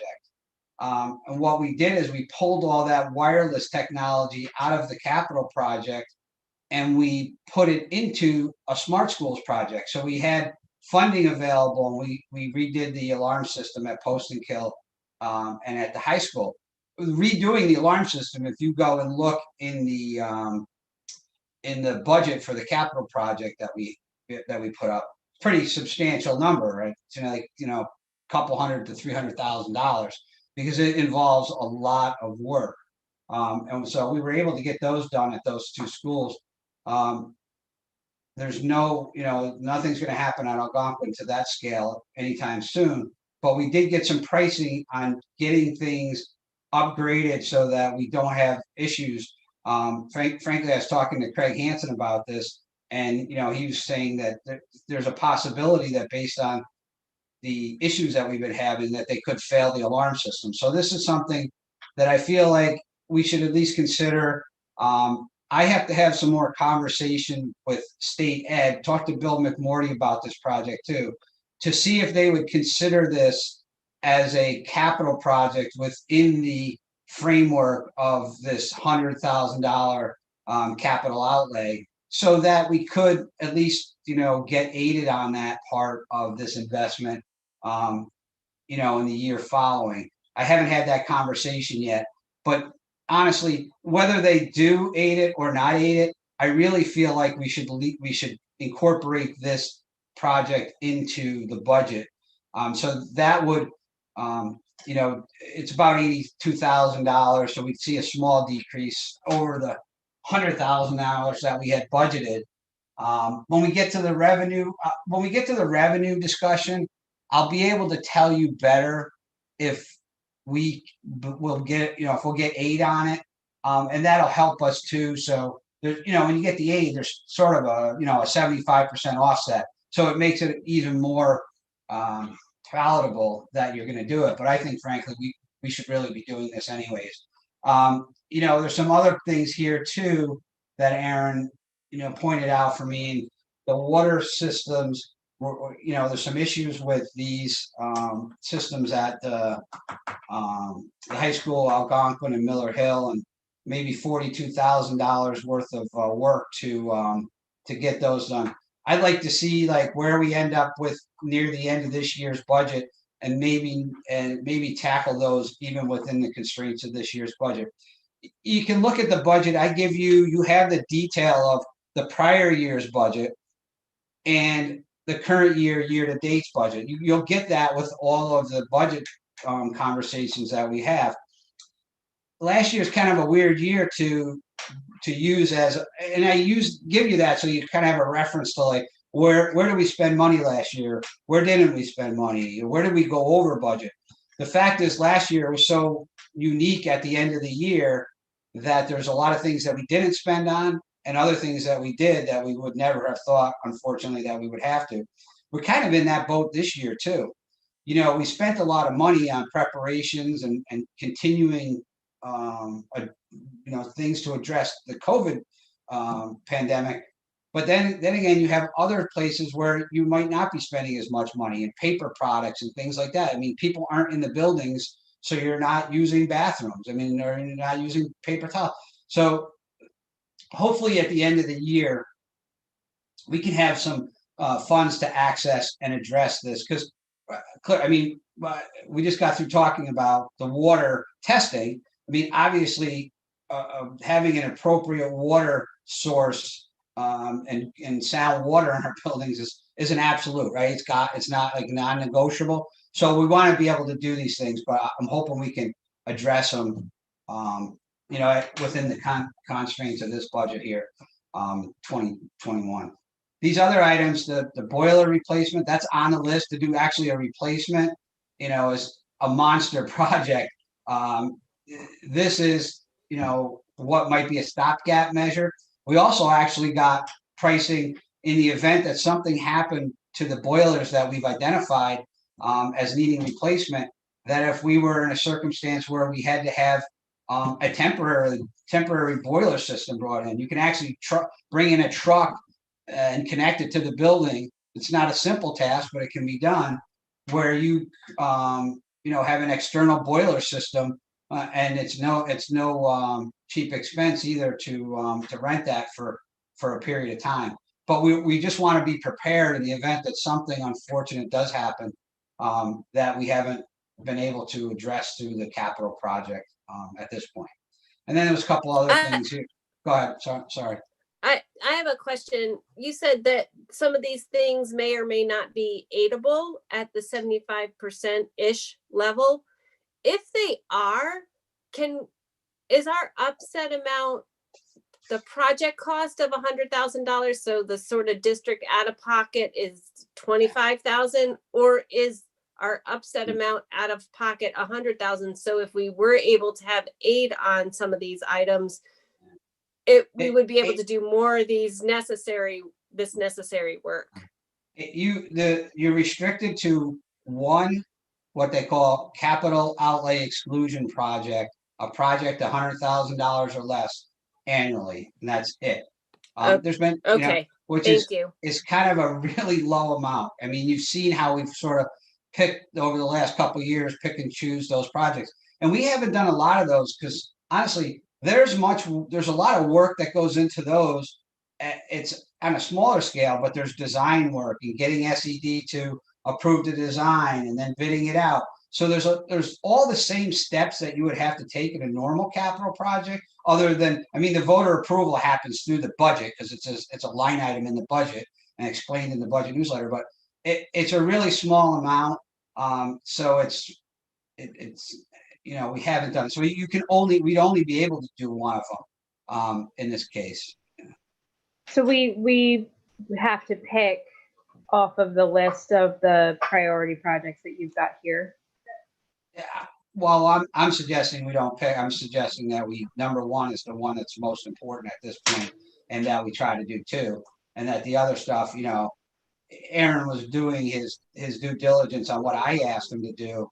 And these other things, I mean, the boiler replacement aside, which that would be, if that turned out to be like worst case scenario, that's where fund balance and reserves come into play, where you have to declare an emergency and utilize, that emergency type of situation that goes to the SED and it has to get approval.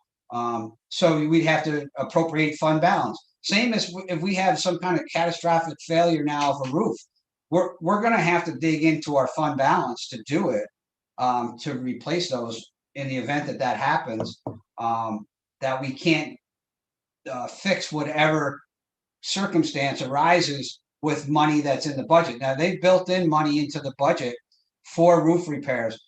There's a whole section in the packet that they gave me about what the potential cost will be, and so there's already money built into the budget. I mean, it's not a substantial amount. It's not a roof replacement. It's repairs and maintenance, and we've been doing that ongoing because of the conditions of some of our roofs as they get. They're roofs that were put in 97 and 2000, and those need to be replaced. That's just normal life cycle. There was no poor planning or why did the district wait so long. We're really kind of on that schedule.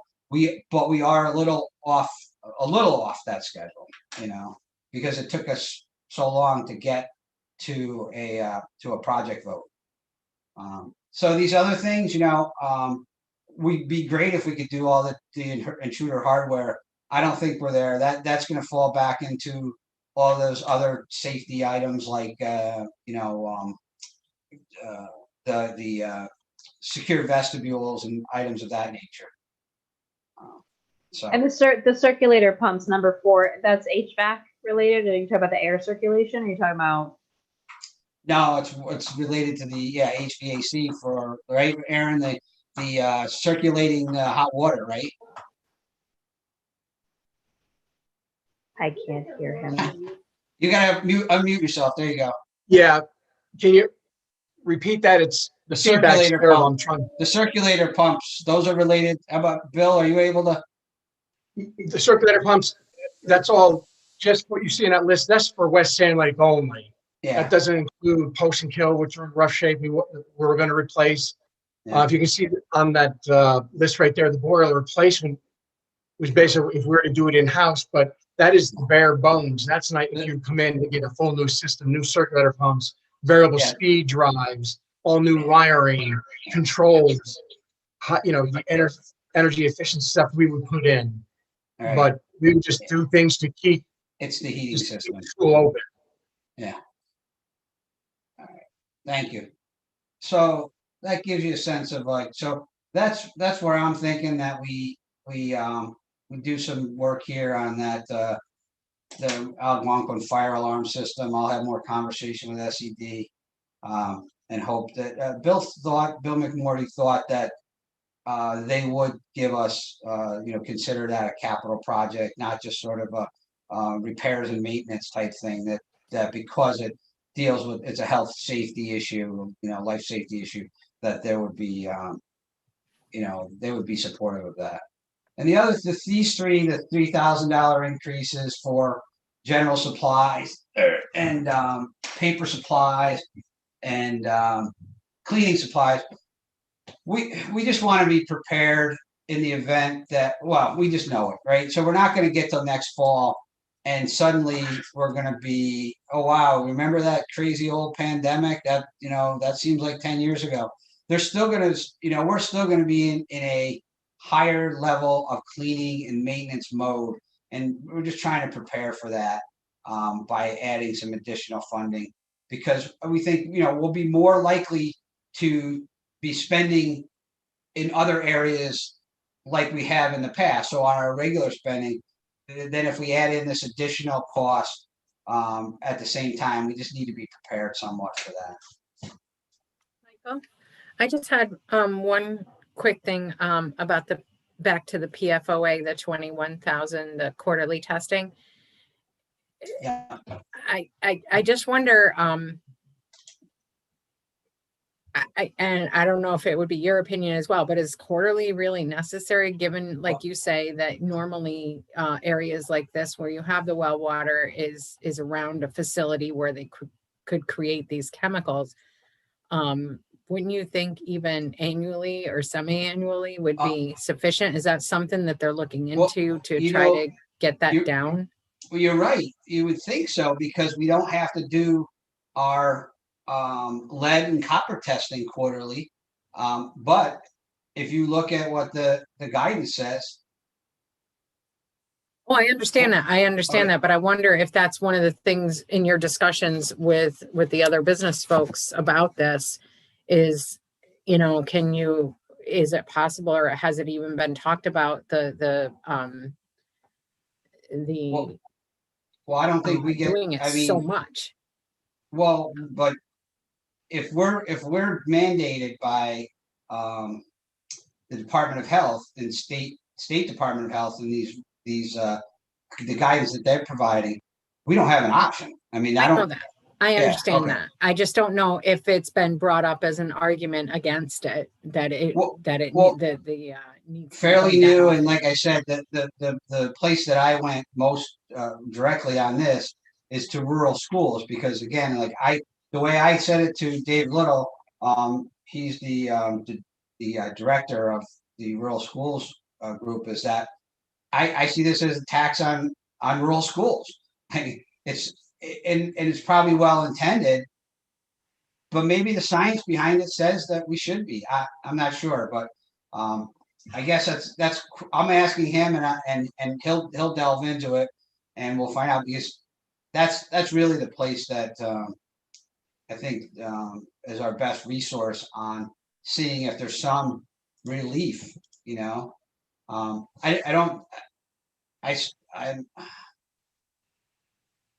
mean, the people who run the New York State Department of Health are, they're smart scientists down there. Somebody must think this is important.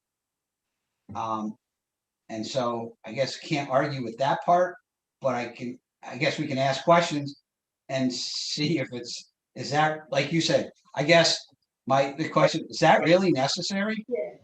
If we're not testing? I mean, I'm sure it's necessary. I'm sure there's science behind it that supports the necessity of it. I just, the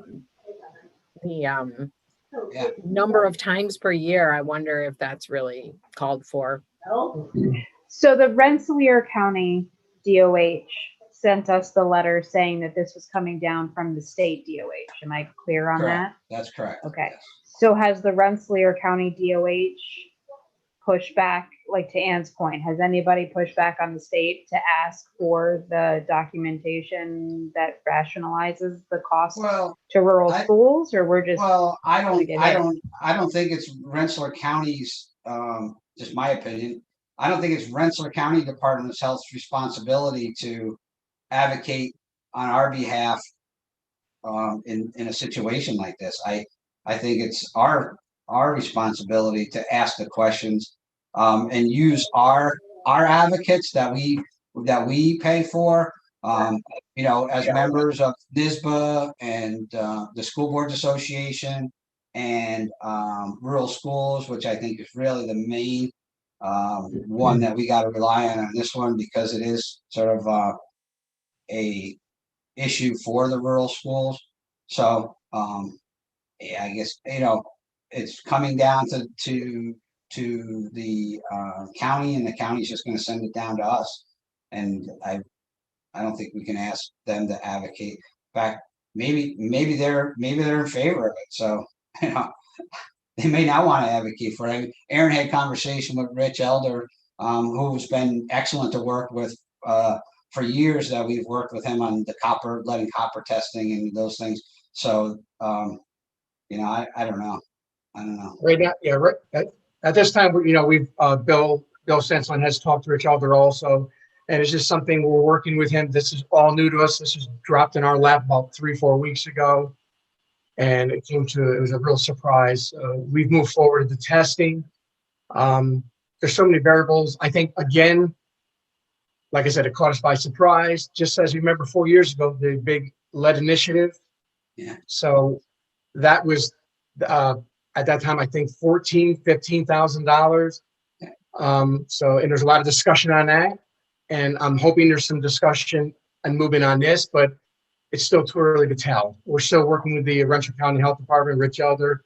So, you know, as I get updates, you know, I'll let Mike know and he can share it with everybody.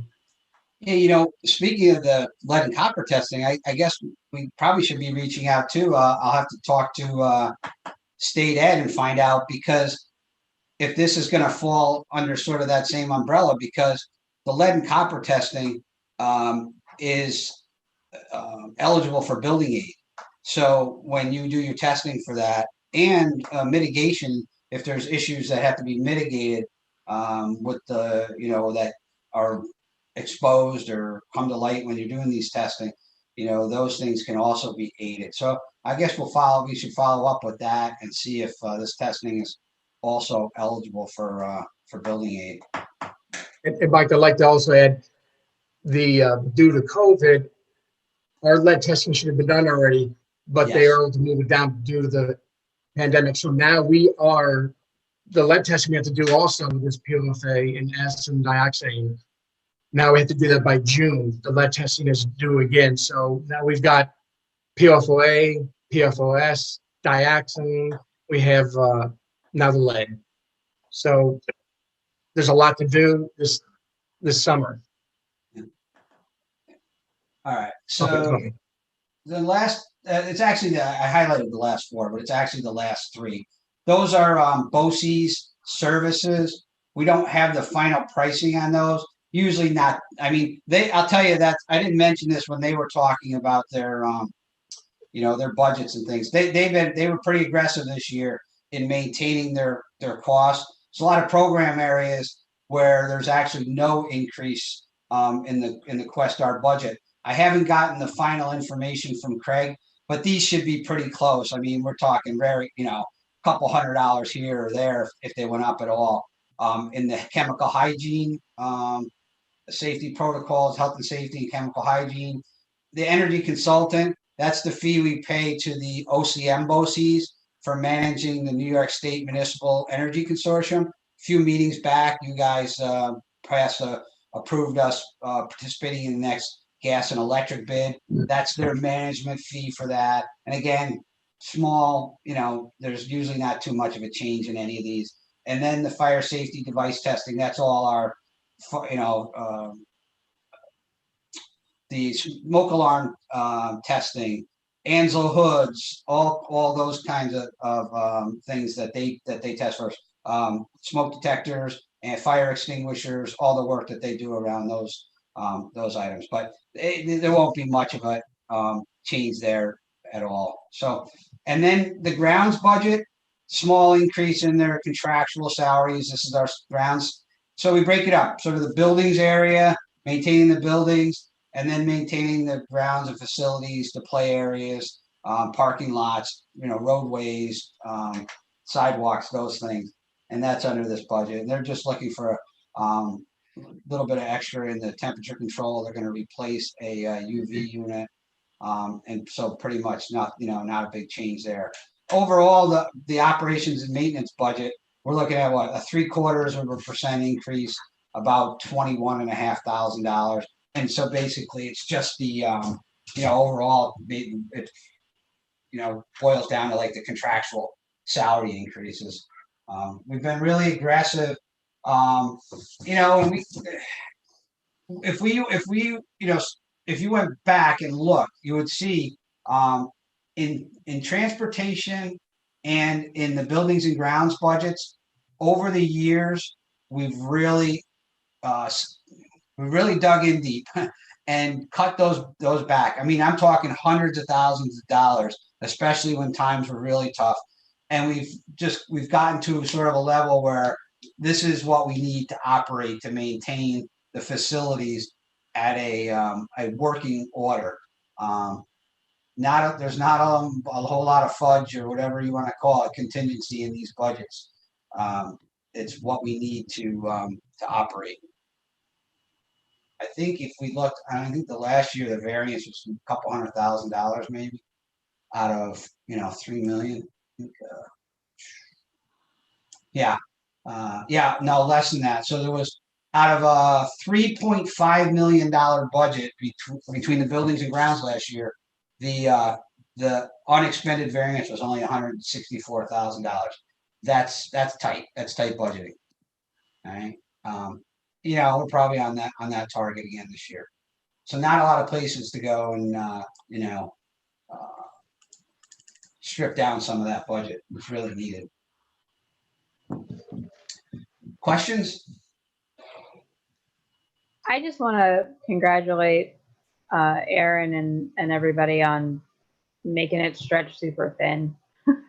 I mean, they're really making the most of it, and we appreciate all of your hard work. So I appreciate it. I know I do. Thank you. Definitely, that. Yes, they definitely have been stretching it thin for years since I started on the board. So it is very much appreciated. I appreciate that. I've got a good team. Yeah, really good team. Good leadership. Bill and Aaron doing a great job of leading that group. We really appreciate their efforts. All right. Okay. And next up. I think, Michael, before you go there, I just want to say, not only Bill and Aaron stretching the dollar like they do, but during this pandemic year, they've been on the front line of the cleaning and the disinfecting and the sanitizing and the misting and the spraying and the ventilation and the changing of filters and the ordering of PPE and fitting nurses for masks. And one of the latest ones was ordering biohazard bags for the disposing of the test. I mean, things that I didn't know existed. We're like, Bill, can you order 8 million bags so we could do testing? And he's like, yep, I'm on it. So they've just been all over the place. So I think typically when you think of their role, it's been that times 10 this year. And then on top of it, I think they also don't get enough credit whenever we have snow. We have a lot of campus space when you talk parking lots and you talk sidewalks, and these guys in his department are on the front lines of getting all of that done, and they're coming in literally at 1 and 2 in the morning and working through the night. And it's ridiculous. It's just crazy. So appreciate, as you guys said, stretching the dollar, but it's a lot more than that. They really are the backbone that keeps the doors open. So thank you to Bill and Aaron and their crew. So thank you. Yeah, I mean, it's true. And you think about, Jim, how many sort of ad hoc projects we've thrown at them to do different things, offices, and talked about what they've done in the technology office. But really, like, more importantly, some of the amazing jobs. I mean, think about the middle school gymnasium, the work they did down there. That we got pricing on that from a contractor, and what was it, Aaron? It was like $70-something thousand, right? We couldn't do it. We were like, we can't justify that. And Bill and Alex and their whole crew, they redid the gymnasium, worked with our the contractor that does our padding. And if you haven't seen, like, the before and after is amazing what they did to that gymnasium, and the same kind of thing that they've done. I mean, you saw what they did with the work they did in the weight room. Amazing. having some fun tearing down walls and building like a beautiful room back up. Just excellent. So it's, and I know that's the kind of stuff that really they appreciate, and we do too, when you can really get to doing some really good stuff to improve the educational facilities and opportunities for our students. So thank you on that. Some really neat stuff. And they're always ready to take that stuff on. Thank you. All right.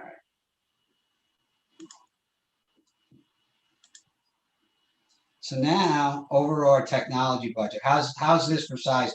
Probably too big. Let me get this down to 100. All right.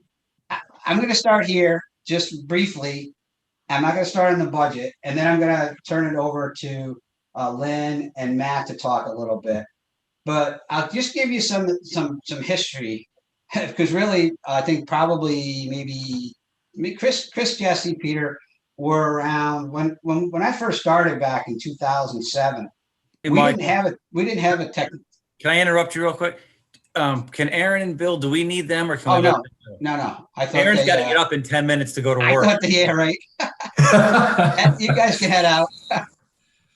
Thank you, Aaron. Thank you, Bill. Thank you. I thought that was a given by now. Yeah. Have a good evening. Thanks, guys. All right. So we didn't have a technology replacement plan. I guess we had a bunch of technology, and then we needed to figure out how we gonna replace this year after year, because we're talking about now cycles that are less. We were happy to be 4 and 5 years and 6 years, and we had some stuff that was pretty old. And so what we did was with the board support, the community support, obviously, is we built into the budget a technology replacement plan. And basically what that meant was we need to get funding in place so that year after year, we have a certain amount of money available to do whatever that the technology is of that time. And so we did that. We built a plan up over 5 years where we started with one lease. And when I talk about the leases, this is a real important factor.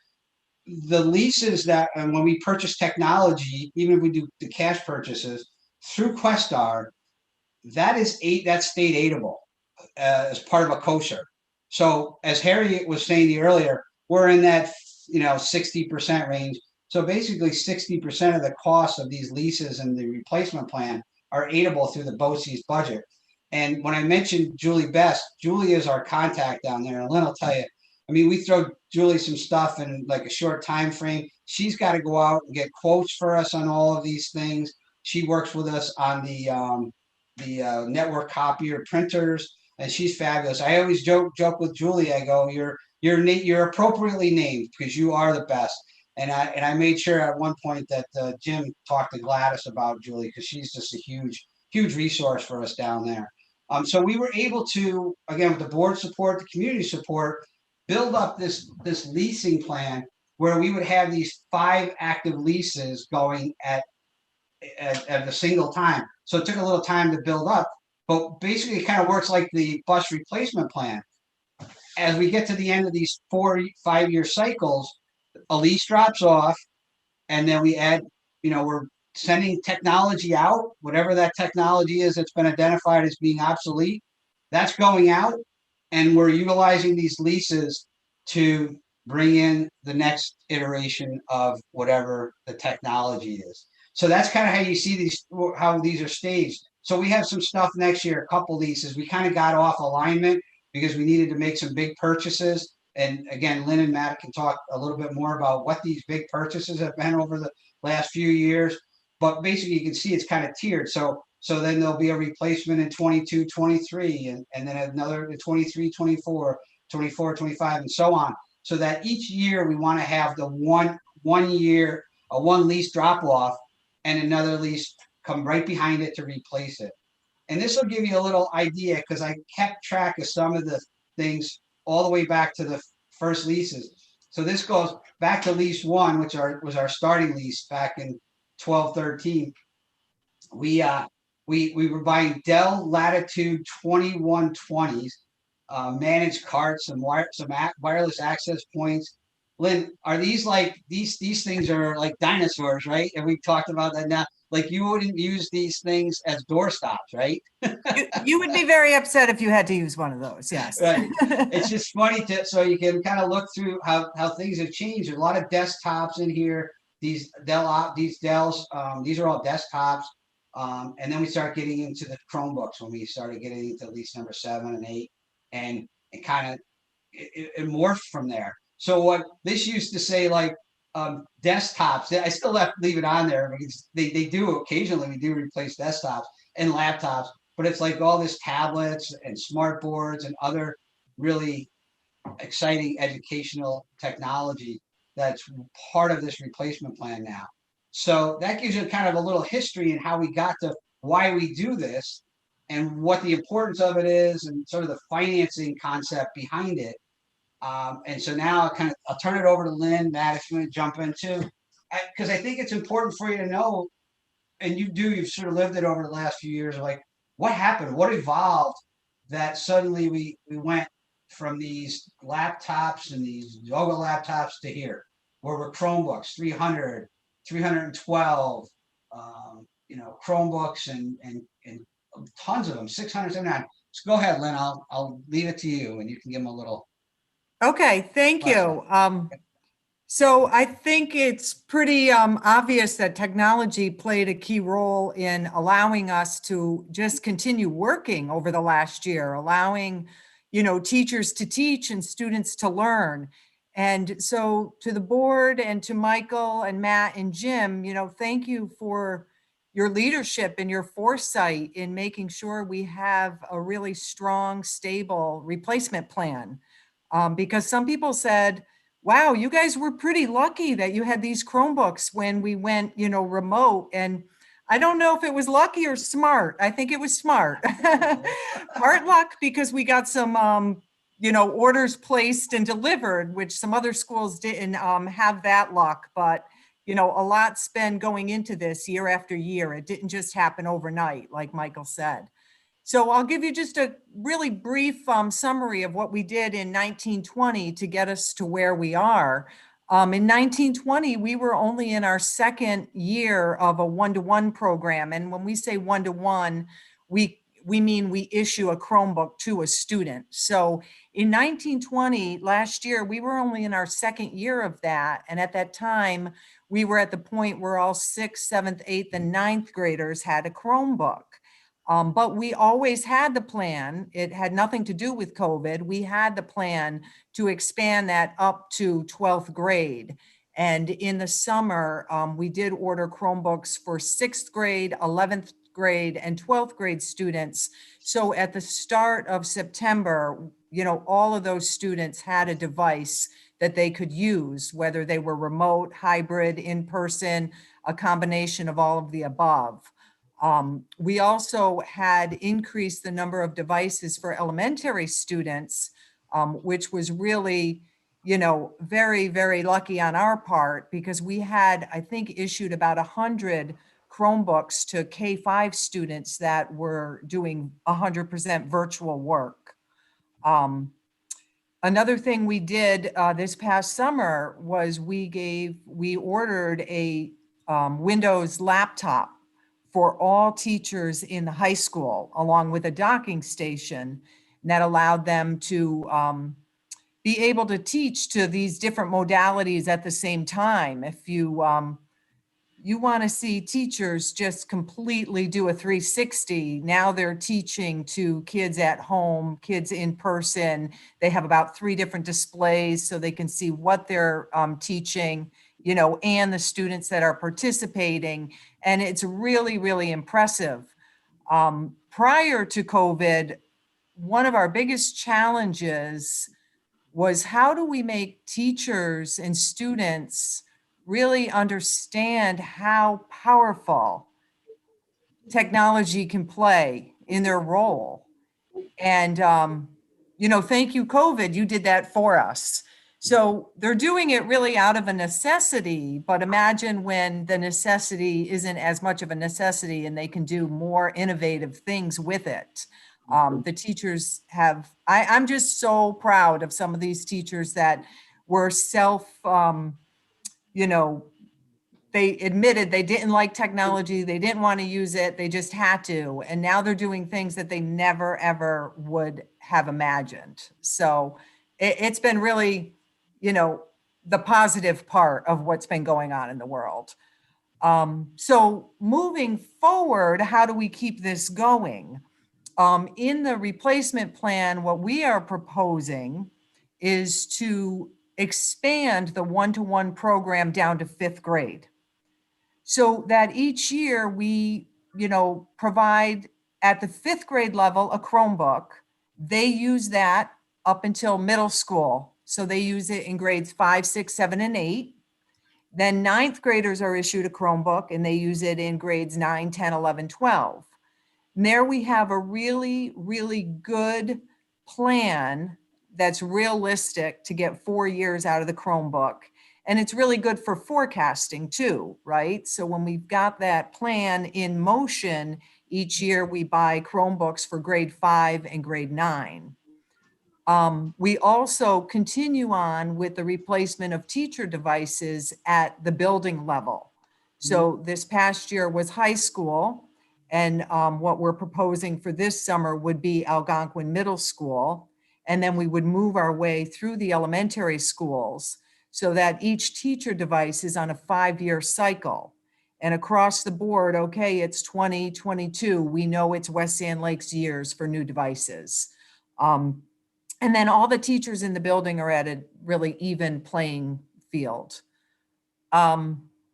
So that is what we're proposing to do, and we're really excited about it. We're actually working with some teachers at Algonquin to help us find the right device for some more innovative teaching. We were really under pressure this summer to get the high school teachers their device, but I have to say, I think we did a really good job because they're happy, it's working well. One other thing that we really need to work into our future budgeting is replacement for the K4 Chromebooks, but we want to start that off by using the remainder of our Smart Schools funds. Now that the security project is moving along, we will know how much we have left in Smart Schools to spend. We've been working with Michael on that, and we think it's about $150,000 that we can spend on Chromebooks, and we're getting that application started. We've also, which Michael probably will touch upon in a little bit, is we've really spent most of our repair money this year. The more Chromebooks we have, the more we are repairing. And due to supply and demand, the cost of parts have gone up. When we replace a screen on a Chromebook, the screen itself is costing us $40. Kids lose chargers. We have to replace the chargers, and those USB-C chargers are about $40. So the repair costs obviously go up with the more you have in your inventory. One thing I haven't mentioned is last March when COVID hit us, we were lucky enough to procure some hotspots from Verizon, and those have been working well for us. But one thing that we have recently done, and when I say recently, it's as recent as the last month, we've gone into an agreement with T-Mobile, who has a program called Program 10 Million.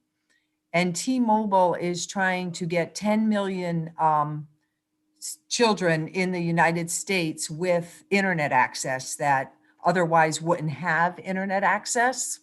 So they're providing hotspots for us.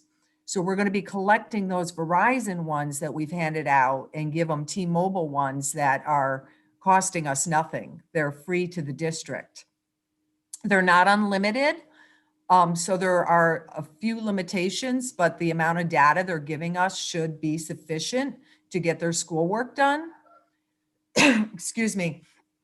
And so within the next few months, we'll be collecting the Verizon hotspots and rolling out the T-Mobile ones. Obviously, you need a T-Mobile signal at your home for the device to work, but we've been testing that out, and we have distributed about 10 of them so far, and we've gotten positive feedback. So that's just a big picture of what we've been doing and what we hope to continue to do. So I just highlighted here the section of the current year's budget. Lynn is correct, and well, obviously she knows better than I do because she's been living it. And we were looking at it when Matt, her, and I were talking about the budget, and it's like sort of these recurring similar expenses time after time, and they do add up.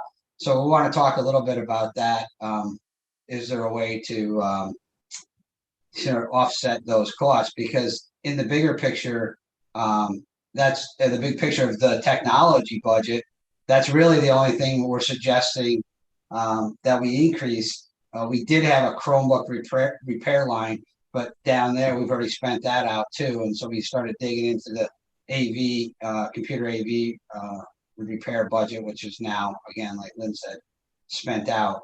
So we wanted to increase that by about 8,000. There's the contractual salary increases in that area for the staff.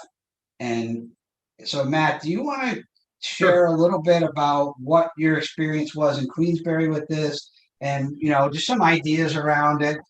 I was one of the folks. When we first started down this path, Lynn, she appropriately raised concerns that there might be that this might occur, and maybe it's accelerated, obviously, because of the level of utilization that we have and home utilization. But she had a better vision of what this was going to look like than I did at that point, because I remember Sharon and I talking, and I think Jim was here at that point too, where I was like, if we want to get these things in the hands of people, we can't have them worried about, the things are going to break. People will be responsible, and I think generally they probably are. It's just sort of when you use tools, whatever the tools are, there's opportunities for things to break. I was sort of against any charging back to folks. I thought it would discourage people using them, but I am seeing what they foresaw, and a significant increase in our cost to do this program. And maybe it is just a cost of doing business, but I think there's some other ideas that Matt has that may be helpful too, to mitigate the cost in some manner. So if you want to share, that'd be great. Thanks. Yeah, before you get into that, I have a quick question of Lynn.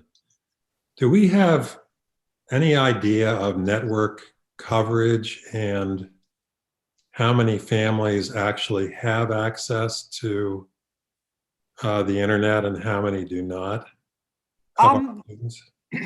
Yeah, that's a great question. We did a survey back in the spring, probably in March. We've done several surveys, and the percentage without internet access was quite low. I believe it was less than 10%. Maybe it was 5 to 8%. It was 3 to 4%. Okay, yeah, really low. Using the middle school, high school, though. Yeah, we didn't do the elementary, but if you want to extrapolate it out. And so we did reach out to those families, and we offered them hotspots, because the reason they didn't have internet may not have been because of coverage. It could have been for other reasons. So for anyone that, we have known to report that they didn't have internet, we have offered them access. Thanks, Lynn. You're welcome. So let me just hop in on explaining the Chromebook repair. And as Michael said, I had this same experience that we're experiencing here. I think when I was at Queensbury, we were a couple of years further down the road with the one-to-one. So I've been through this, and I don't think anyone goes into this without the expectation that you are going to lose money on repairs. That's the reality of it. It's a question of what you can do to offset that. And had similar discussions when we started it there. And I think it's something that probably should be discussed here. I think you have to walk that line between a device that kids truly need for instruction. This is a requirement. We want them to be using our device in schools and at home. And at the same time, we want some level of accountability. They are teenagers. I have 2 in my house, and I know how they live. And the reality is things break, and that's okay. But there should be at least some acknowledgement of some level of accountability. So I'll explain what we did there, knowing that we have kind of some aspect of it. So we initially started the one-to-one doing a similar thing that we're doing here, which is we build the families. And response rate, I think in our first year, we got about, if you sent home a bill for, and it was a flat fee, so let's just say $30. So if something broke, regardless of what broke, we would send a bill home for $30. And we got roughly about 50% of that money back the first year. And so we decided to shift the model a little bit, and we created what was called extended care. It wasn't truly insurance. It was done in-house by the school, so we intentionally did not call it insurance. But the way extended care worked was a family could, at the beginning of a school year, pay $25 to buy extended care on their child's Chromebook. If that Chromebook had a break, whether it was the screen, the keyboard, the motherboard, didn't matter the cost of it, your extended care covered the repair for that $25 fee. And in fact, we did 2 claims per year. So for $25, you could get 2 things fixed. So clearly we were not doing it for the money. So the $25 was not going to cover, it probably wouldn't cover the cost of the first repair. Forget about the second one. So the 25 was really, again, just that accountability piece. The carrot that we dangled for families, however, was if you bought that extended care at the beginning of the year and did not file a claim the entire year, we just rolled it to the next year and we would keep rolling it. So in theory, when a child gets a Chromebook in 5th grade, a brand new one, or in 9th grade, using that 4-year cycle that we just built, if you bought extended care as a 5th grader, if that child was really good and responsible and took great care of that Chromebook, for $25, you'll have 4 years of coverage and never have to pay another cent. Same thing in 9th grade.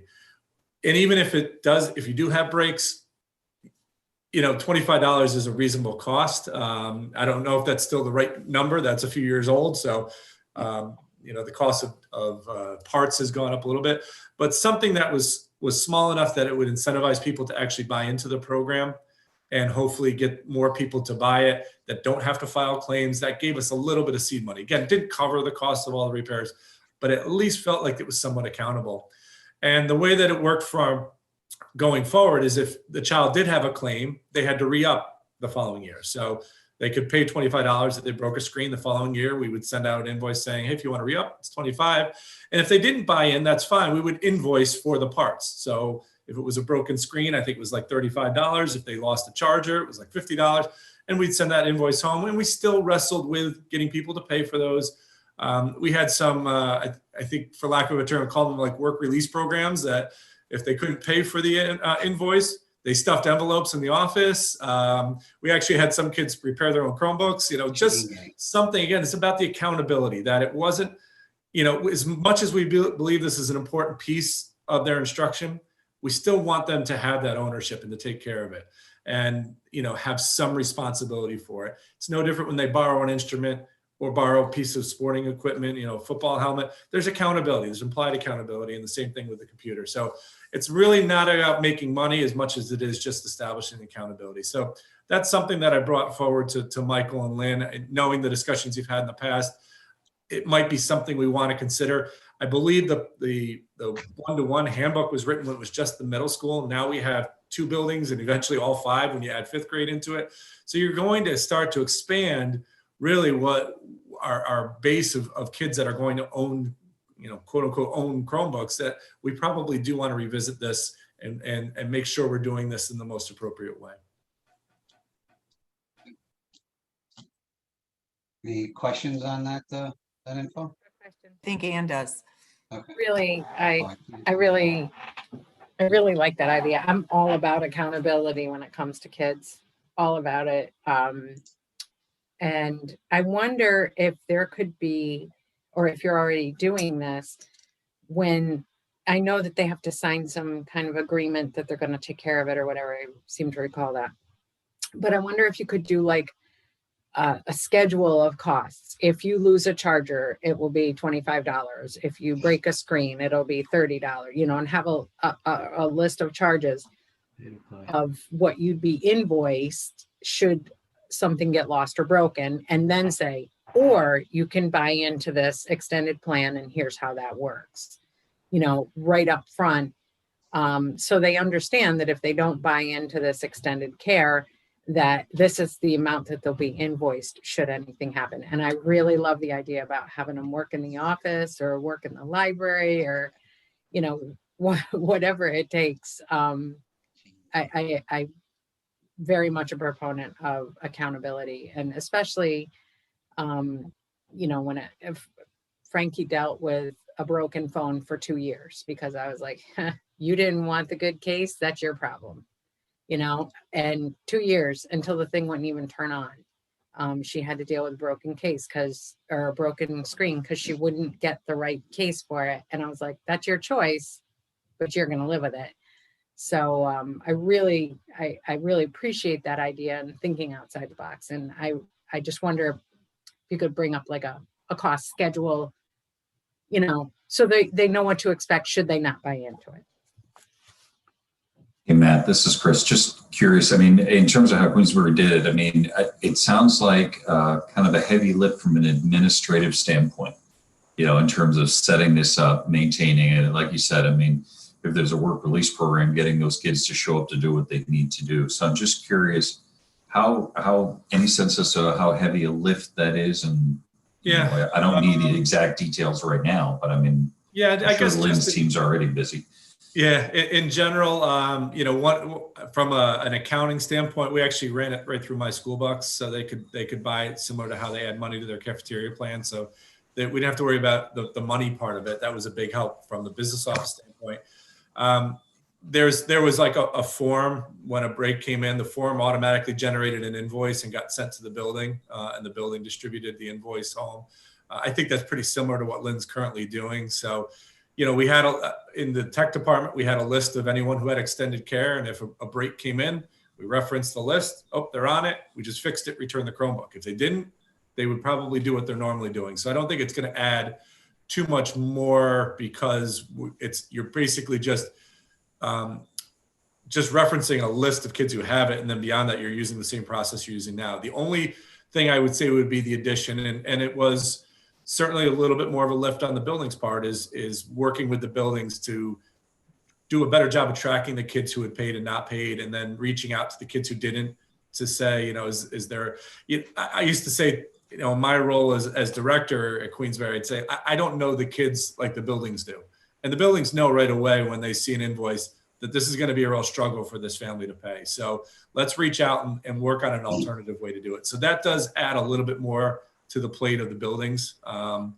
But we're talking about the sustainability of a program that we want to see successful and continue. So I think it's worth a little bit of effort to make that work. But I can't say that it wasn't any additional work on the part of the buildings, but I think in the end, it was kind of became a little more of a partnership to make sure this worked for the betterment of everyone.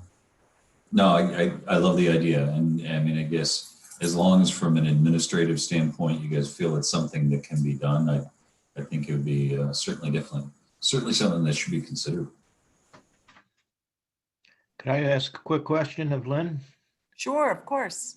Lynn, how many hotspots do we have out? We loaned out about 50 of the Verizon ones, but T-Mobile handed us 200 T-Mobile hotspots. Again, they're not unlimited data, but free of charge. And once we have this completely rolled out, we're definitely going to ask Brian Radowitz to help us sort of promote it, if you will. But they have this national program called Project 10 Million. And so far, it seems like it's going to be a nice partnership to work with them. Oh, that's a great program. Glad you have that. Thank you. You're welcome. Okay, back to the budget. So we just have really those two increases.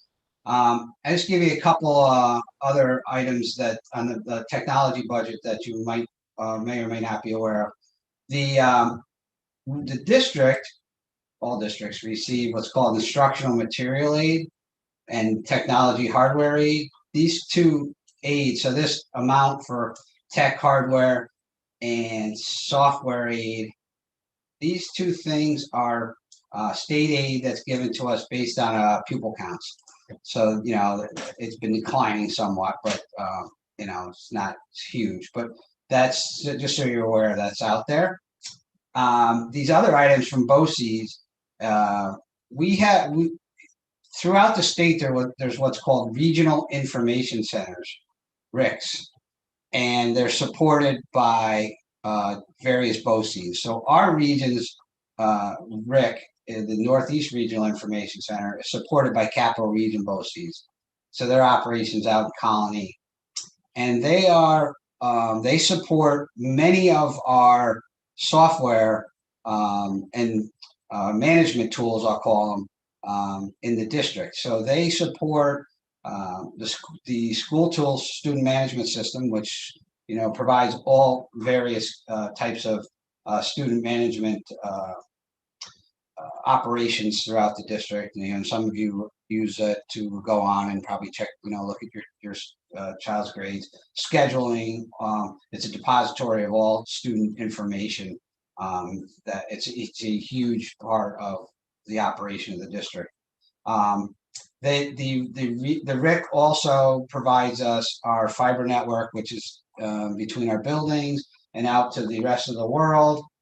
We buy our internet and what we call the bandwidth through the internet from the RIC as well, so that we can access and be able to utilize our software and technology in district to support educational programs. And we've had to increase equivalent, as the growth of the use of technologies happened in the district, we've had to increase our bandwidth as well. The equipment maintenance, that's basically our fee charged back from them for the massive technology operation that they run. Each district has a pro rata share of the cost of operating that. And NutriKids, we buy from them. We run that through the technology budget. It's not in school, in the food service program. And that's the point of sale system. It's the free and reduced federal free and reduced program. All are run through inventory. Food inventory is all run through the My NutriKids system. Other platforms that they run for us, they run our finance manager, well, Envision we call it now, software. And there's various other really their management tools. I call them software platforms that they operate for us throughout the district. Any questions on that information? So this is like the big picture of the replacement plan, and Lynn and Matt talked about the details. And we have another sheet that really provides like the granular level detail of what we're going to do with the funding in this plan that really supports that. And so it's vitally important that we continue to support this plan, which is this line item in the tech budget right here. So again, we appreciate that the board has supported that and the community has been supportive of it. It's been a huge tool for us, especially over the past few years. And so anything else on the technology budget? Well, I want to just pipe in with my kudos as well. I know you did it for buildings and grounds, but I wanted to do it my part for tech, because I think this year more than whenever, having been in that world at one point in my life, that the ability to support in the way that they've supported, because we're not just talking about people in classrooms anymore. These are people at home. Some people are using our devices, some are not, some are using our connections, some are not. They've been wonderful. Lynn and her team have gone above and beyond to make sure our kids and our teachers have access no matter where they're working. That's not an easy task. It's really easy when you can control the environment, and we are in a completely uncontrollable environment in terms of technology. So it's a challenge for her team every day, and they have stepped up and been so willing to help, literally deploying Chromebooks to school full of elementary students in a moment's notice to make sure we can quickly pivot to remote learning. That's a task you usually want a couple weeks to plan for, and they're doing it overnight. So just so impressed by how eager they are to step up, to pitch in, to help in any way they can to make sure that this has been successful, and it has been successful. Our students are getting on when they need to every day to learn remotely. And that's no small feat. If you've read the news, you realize how many kids have disconnected when their schools have not been open for in-person learning. And that doesn't happen in Aval Park. Our kids are there, they're ready to go the next day. So huge thank you to her and her team for the tireless work over the past year. I would like to echo that actually, because I have cousins who are teachers out in Western New York, and I have family that live down in Ulster County, and they are not. I'm always very proud. You know, we look in the news and you say, "Oh, this district is, you know, this many kids," and you would think, "Well, wait a second, that district gets way more funding than we get. They get way more than we get." But they're still struggling getting all of their students on, and my cousins who are teachers in Western New York, their district is struggling keeping all of their kids engaged. So it's always a very proud moment to know that, you know, we've got such a good team here, and my kids are 100% virtual. So they are getting, you know, the very best that they can get. And then I've always appreciated that. I think it's important too, Lynn and her department, not only doing all the stuff that Matt said, he talks more about the technology piece, but their willingness to always do it with a smile on their face. Like, you never feel like you're putting them out or you're asking them to do anything above and beyond. Last thing I think I asked Lynn was something as simple as I had a hard time printing.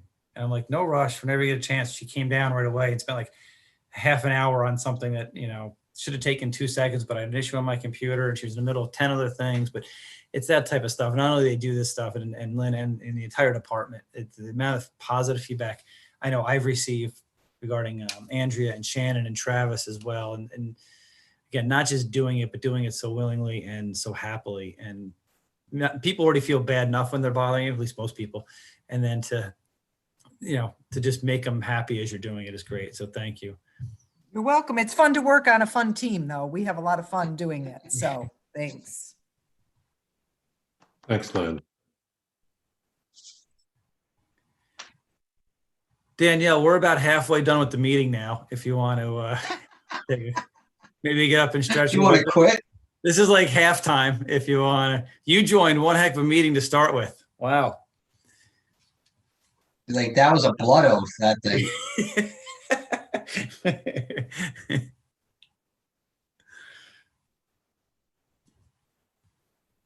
All right. All right. Does anybody have any more questions about those 2 budget items? And I will echo everybody's thank yous. Not to prolong the meeting, but great job, everybody. You are appreciated.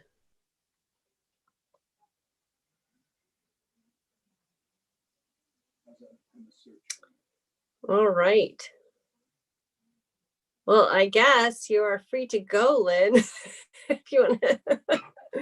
Thank you for hanging in there so long. Of course. Have a good night, everyone. Thank you. All right. Thank you. Thanks, Lynn.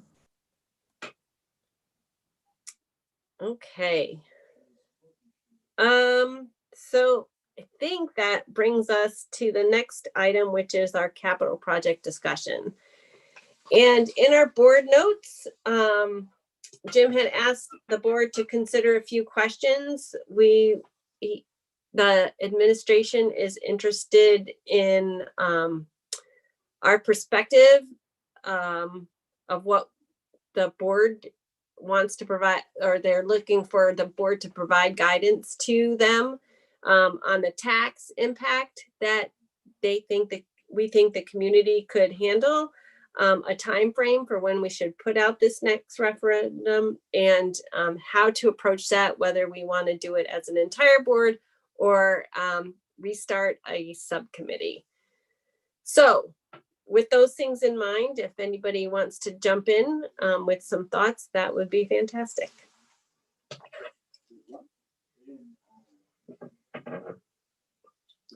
Okay, don't all go at once. Okay, I'll kick it off. What the heck? Thank you, Chris. Sure. In terms of I think the biggest thing for me as I was trying to wrap my head around this was kind of lessons learned from, the vote that we had recently in December. And I think the biggest challenge that we have is that communication piece. And while I understand that it's frustrating to do so much of this remotely, I still am of the impression that, you know, we need to be able to get something out there. I mean, you just see the items that Michael discussed and shared with us, and keeping under that $100,000 kind of threshold. I can guarantee every single one of us on this call, and anyone who's crazy enough to still be listening, that there will be something that's going to occur. I can pretty much guarantee you that we will be scrambling. I completely understand that we need to balance this with the financial realities and kind of the current, you know, times that we're in. So I'm not sure I can ask or I can tell everyone yet from a tax impact standpoint. The thing I was going to suggest was I definitely believe that there should be some sort of subcommittee that helps with this. I know previously Jess, myself, and Peter worked with Bill and Mosaic and those guys. I'm certainly willing to participate again or defer to others, but I truly believe that the May vote is around the corner. It's a lot sooner than I think any of us would like, but I almost feel as if we have to seriously consider putting something out in that time frame. But the reality I think that we're all facing is that list of priorities. You know, like Doug and I were on the long range planning committee, and that initial list that we had pulled together. I really think it's taking items that fell under priority number one and determining those that, you know, Michael, you've already done some of the work there, you know, in terms of the ones that from Aaron's standpoint, you know, are looming, are threatening, if you will, and being able to take a subset of that and really focus our energies and our attention on that.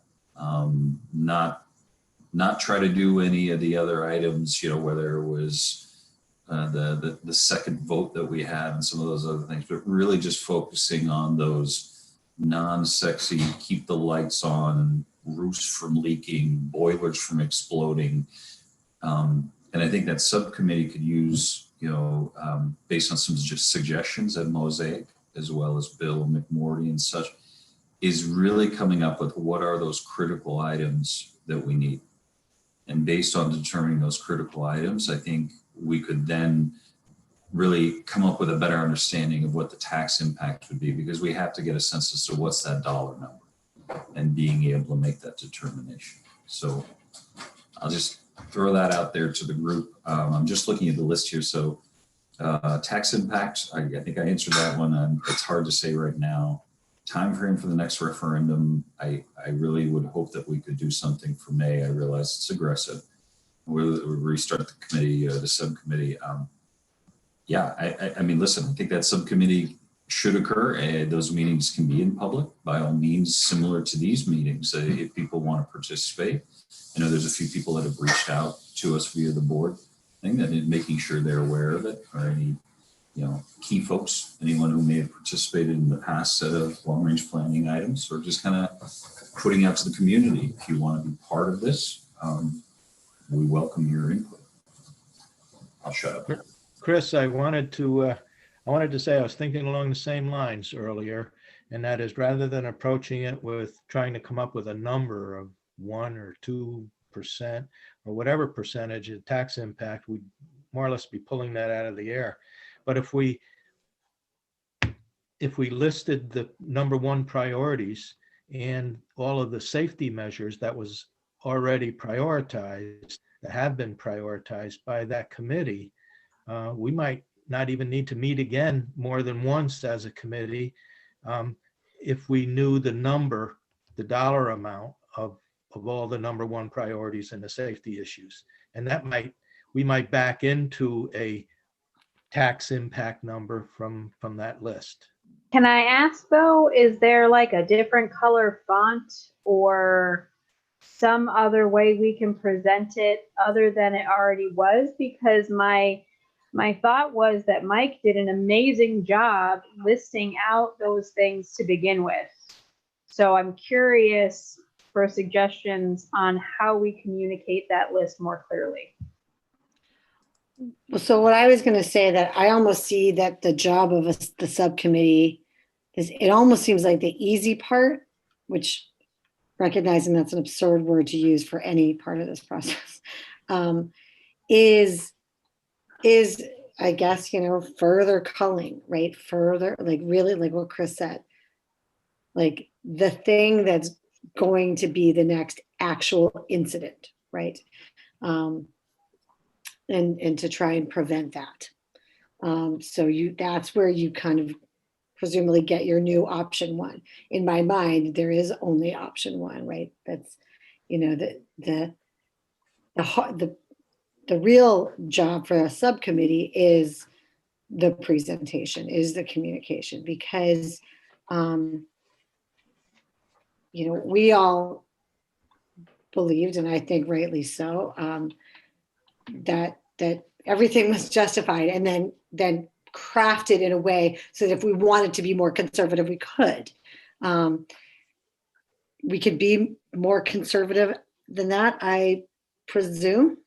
But again, to be able to, there's no guarantee that just coming back with a much lower number isn't still going to be met with we just can't do it until the roof falls in. So, I mean, and I say this saying that, that my ability to join a subcommittee, I've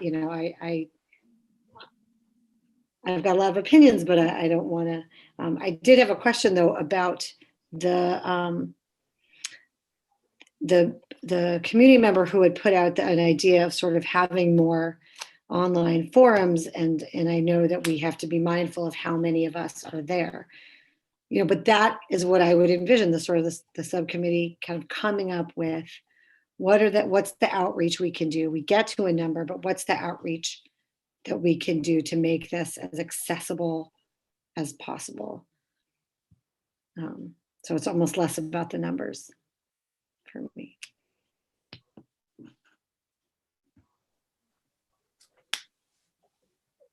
I mean, I would certainly, so I would volunteer, time-wise, a subcommittee going back and forth between here and, here being Boston and home is challenging, but I can, I would be more than happy to be in a public forum answering questions for the community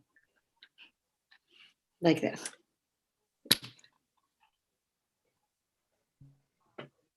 Let me ask. Anne had something though. Anne was going to say something, I think. I did. I'm about numbers, but I'm also very much, when we discussed this, I said, whether it be a subcommittee or just a group discussion about those crucial items, those about to break items, where does that put us? I think that that's more important than let's cap it at 1.5%, and then you figure out 1.5 and then take that number and figure out what you can plunk in there. I think that's kind of coming from the back end, which you need to do a little bit. I get that. But just looking quick at the schedule where it says priority one items are in excess of $30 million. Our proposition one was 32 million. That's not a big jump. So are we really looking, when we say priority one items, are we really looking at, $30.7 million or, it can be kind of a gray area what you consider to be priority one. I know there was a huge group working on that, but priority one, I remember going on the tour of the buildings, these windows, these skylights, they don't open. And are we counting, some were saying, well, the windows are inoperable. That's a priority one. Not so much. If it's leaking and the roof is going to fall in, then it is. So, there is a little bit of opinion and a little bit of gray area in there. I just want to make sure that we don't have to hit our reserve funds for a roof or a major flood in the high school or which I know has happened in the not too recent past. So I guess what I'm just trying to say is what we called priority one on this schedule was very close to what we put out as a Proposition 1 total. So are they truly priority one? Or are they 1A, B, C, and D? That's a good point. And I think we need to take another look at the list that you have to make sure it's the same list that the Long Range Planning Committee came up with for the priority items. Yeah, I have that. I know that list you're referring to. Yeah, Are there items that were in Proposition 1 that were not on that priority list that the committee worked on? And there were. But have those items become more urgent in the time that it took? Because the Long Range Planning Committee was, by all rights, how long ago was that? 2 years ago. Guidance suite. It was more than 2 years ago, because Sam and I it was already well underway when we ran to be on the board. So it was definitely more than 2 years ago. Right. And the revised priority list, which was, yes, it was revised, was in that attachment on the board notes. So it gave the lump sums, package 1 and Proposition 1 and Proposition 2. It also gave the priorities 1 through 4 for each building that the long range planning came up with, and then the revised priority based on some of those other issues like time spent, and then I think safety was one of the other ones that was revised up from a lower level to a priority 1. So that list we do have, it's in there, so you can take a look at that and compare, Doug, like you were saying, compared to what the long range planning suggested versus the revised priority by the district. And I will say, like, the security upgrades were revised to a higher level. To Chris's point, if we're interested in getting this out by May, we don't have a lot of time to, run around relooking at things. And I think the 3 people that were met with the architects and Bill McMorty have a pretty good in-depth knowledge of what was put out there. The one thing that I think needs to be reviewed, are there any changes to physical plant, any deterioration that may need to be substituted for something else? And I think we could do that relatively quickly and then come back to the board and then talk about what we're going to sell and how we're going to sell it.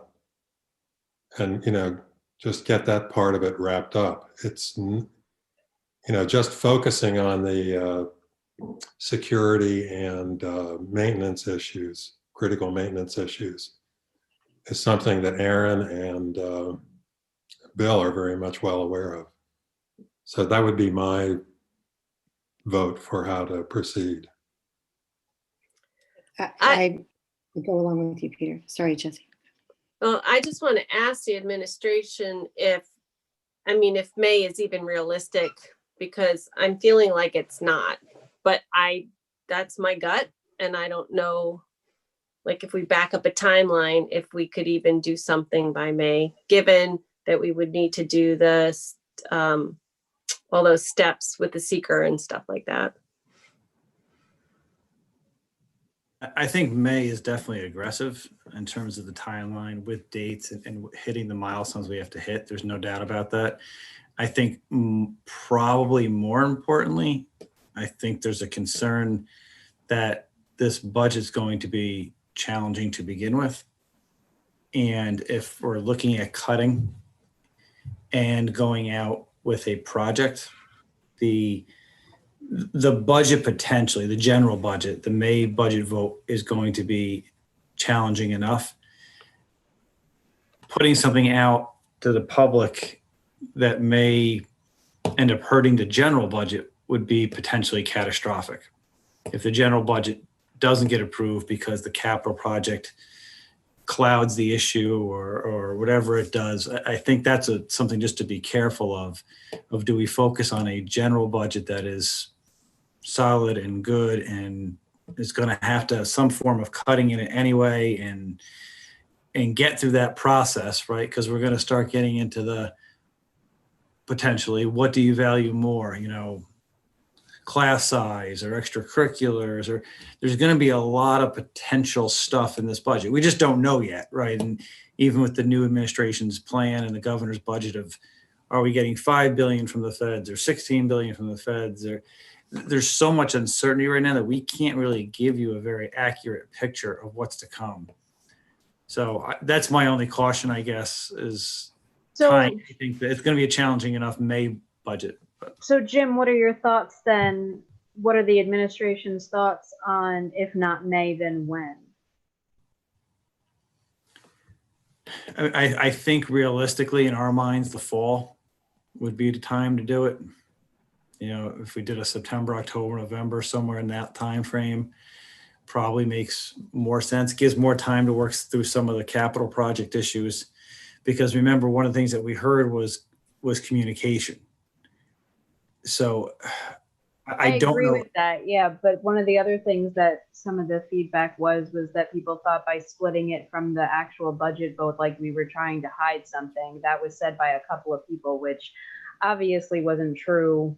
Couldn't have been further from the truth, but perception is some people's reality. So if they perceived it that we were trying to hide something by splitting the vote, then that's their reality. So that's the other concern of not doing it with the May vote. No, I agree. We don't want that perception to be out there. It's a tough question because I think there's a timeline issue if we're going to do it right. There's a timeline issue in terms of communication. Do we spend our time focusing on the general budget? There's a lot of questions. So it's a tough one. Anne, what were you going to say? I just wanted to say that I definitely see the point of a difficult, for lack of a better word at the moment, budget year in May. Yet I really see Chris's point that I think if we were to get something out in late spring, that we are showing the urgency of these critical items as well. Like that, hey, we're really trying here. We got to get this stuff through because we need to get the funding started and these projects going. Also, on the one hand, I don't know how fast the turnaround time is, but these projects often can only happen in the summer and breaks. So if we go in the fall again, we're looking at next summer, which is daunting to me. However, I totally see you don't want to jeopardize our current budget cycle and alienate the community at large, thinking we're trying to push through too much through. I don't have an answer. I'm just kind of throwing out some concepts that are spinning around in my head about the timing of it. Michael, you had, yeah. Oh, I was going to say just a couple things. The district has done project votes in the past that have not aligned with the school budget vote, and they've been successful. Those budget votes is kind of, I think we share with you maybe. I mean, when we talk about explaining the project, there was more explaining in this project than all of the last 5 projects put together. Some of those projects actually had just like a front and back page explanation. There was very little explanation. The other point I'd say is I appreciate that, Anne, that you're thinking about possibilities of when we could actually work.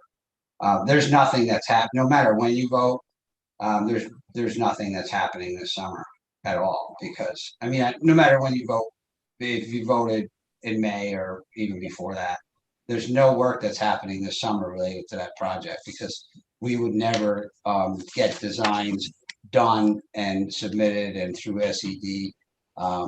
And it's just not a possibility. The fall next year actually does give you a good setup for preparing for the summer of 2022. And the last thing I'd say is you're correct, Doug. Things were added to the project that were not priority one items or whatever that was going through the committee.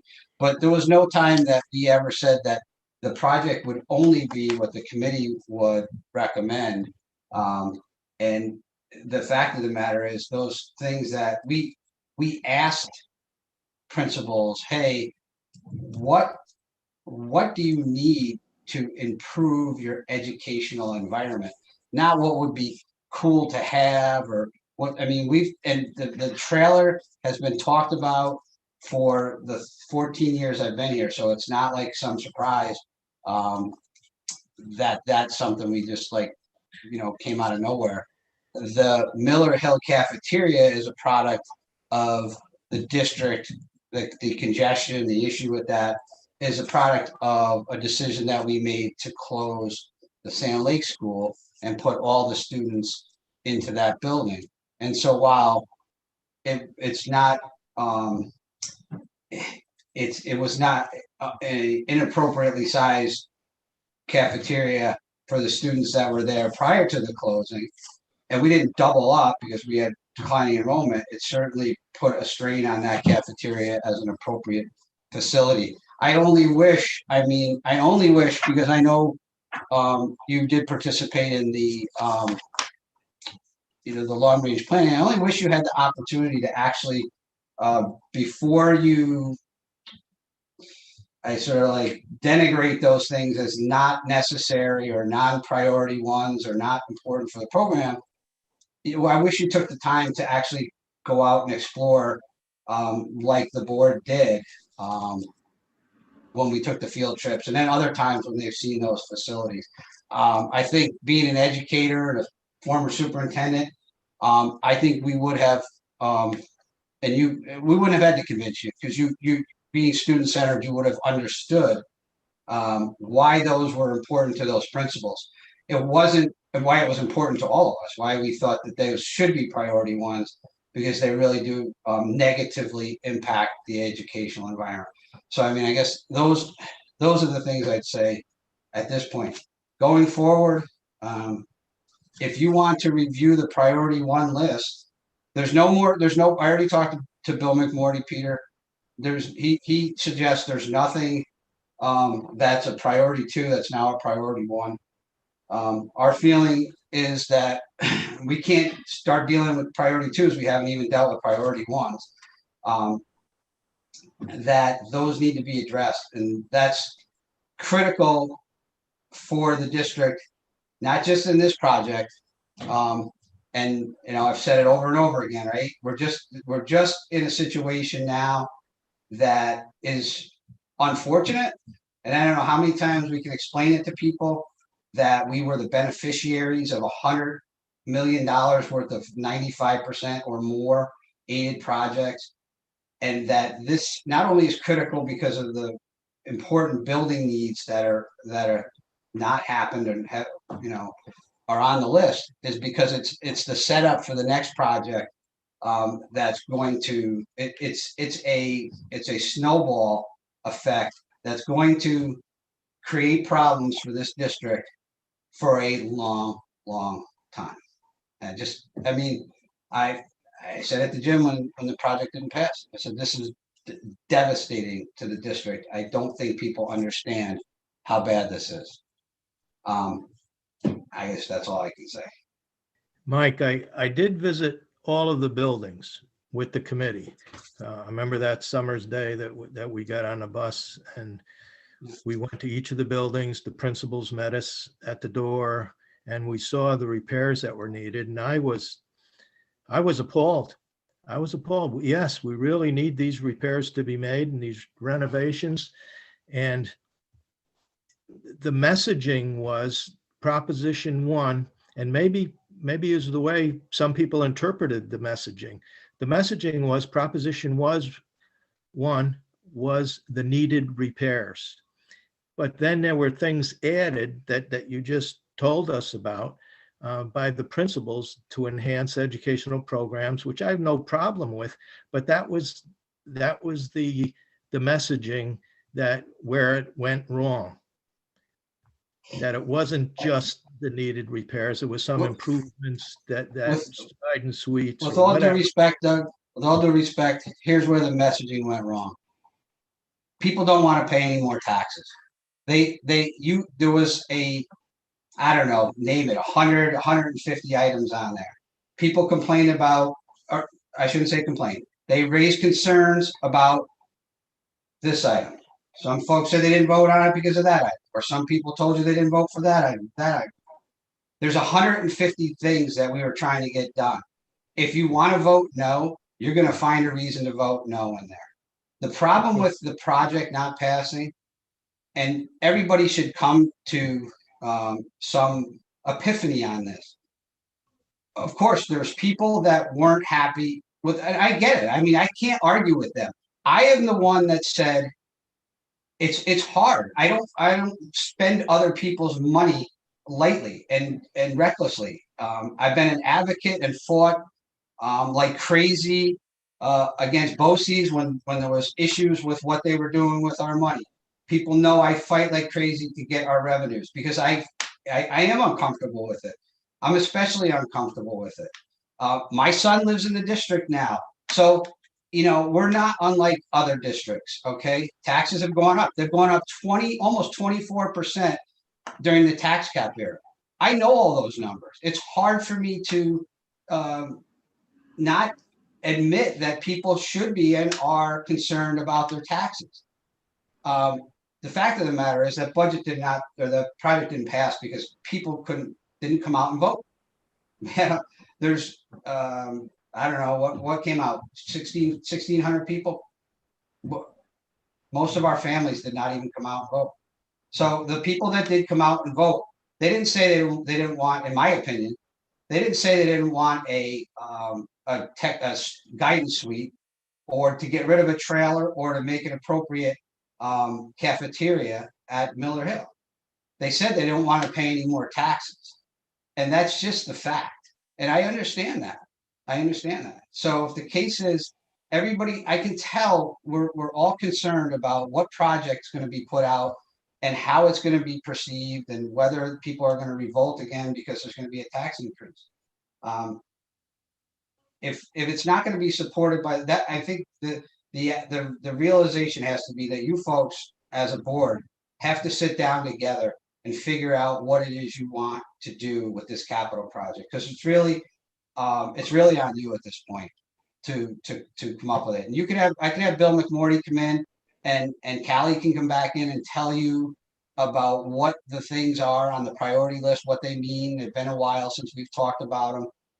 But in the end, it can't be, we made our recommendations. We told you what we thought was important in the community. As much a communication as I've ever experienced. And that didn't draw people out. So maybe it's the board's turn then to the 7 of you figure out what it is you actually want and what the community wants and to support it. Now we saw letters to the editor. Nobody on this board put a letter to the editor and to the advertiser to say, you know, this is important, or frankly, don't vote for it. Something, I don't know. But this thing has gone on for so long where indecision and an inability for decisions to be made and us to get guidance. That's why this entire project got pushed into a pandemic. It should have been voted on probably 18 months ago at the latest, but it could have been even earlier. But the same conversation, and I'm sorry to be so frank with you, the same conversation you had tonight, we've had over a dozen times at board meetings where there just isn't a decision being made. And we leave the meeting and we go, what happened? We changed architects, yes, for some other certain reasons of the other architects, but we also thought if we get an architect that's actually the board's selection, maybe the board will feel like they're invested in that architect and they'll believe the architect, because frankly, we didn't get the support that we felt like the board was even believing us.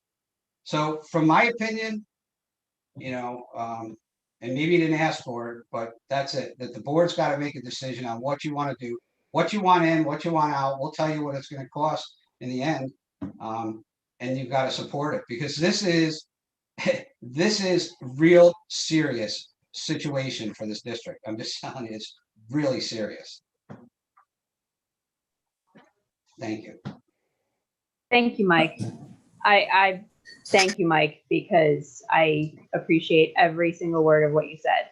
I will just add that when Sam and I were coming on to the board, we were still members of the community. And so we were newly elected. There was a committee meeting where we had met with, there was a meeting with the prior architects, and Sam and I attended, but we, because of the rules, were not allowed to participate in that. So I understand the frustration in, you know, not always feeling like your voice is being heard, or not always being able to ask questions, or not always being able to have that information.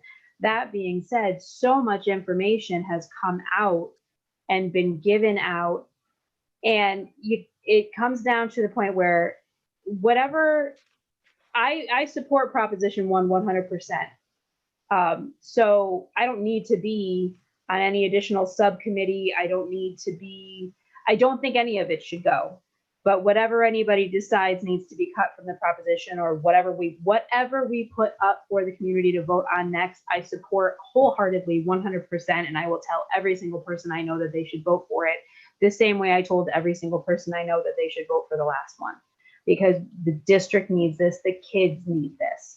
And all of these things all should have been done. So I don't need to attend any more meetings. I don't need to go through this list with anybody. I support all of this. If there is someone that can go through and say, okay, well, we're taking that out, all right, fair enough. I'm still going to vote for it. I'm still going to support it. As a member of the board, I support putting up the proposition, May, September, whatever the board decides. But we do need to get this passed. I agree with Mike. We need to make a decision. Anne? Attribute this similar to when, you know, like a store sends out a survey. People don't often fill out a survey or a satisfaction card or whatever if they're happy. They'll tell you when they're not happy. And I think, to Michael's point, the people that came out and voted were the ones that were not happy. So that said, and I may be mistaken here, but didn't we have a really good turnout, if you will, when we sent the budget out to all the registered voters, and people had to mail in ballots?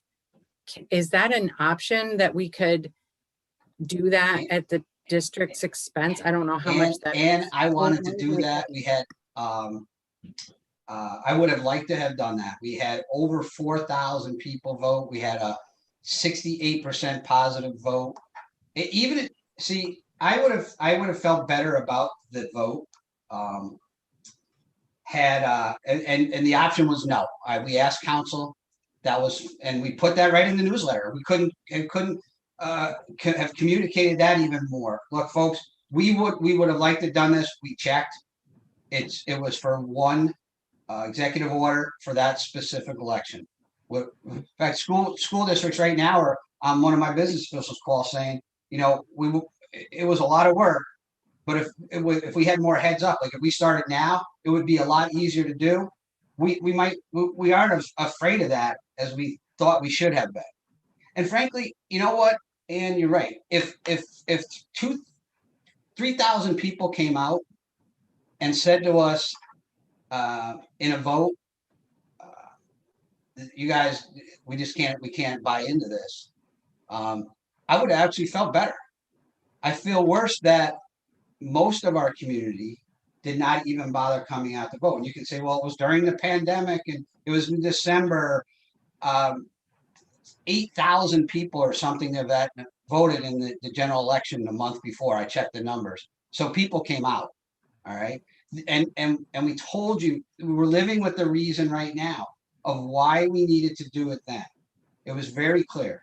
It was not, I know, Chris, you mentioned interest rates. That's kind of part of it. The two main factors were this. We didn't want to tie it into a budget vote that we knew was going to be terrible. This is going to be terrible. Pretty good idea that was not going to be good. And the other piece was, and to your point, the only way we were going to get work done this summer is if we had the vote in December. We could never do it in January or February and still meet the deadlines of getting stuff designed and then getting that approved by SED and then bidding it out and having it done in the summer. The bids would have been so late. We would have been bidding against, we may not have even really get any bids because all of that stuff is going to start happening now, where these contractors that work on these roofing projects and stuff like that in schools are going to be taken up. Those are the reasons why we did that. We didn't do it to shuck and jive the community. In fact, we tried to explain that in the newsletter. Hey, folks, we were going to do it in May. We couldn't do it. We pulled it off the table.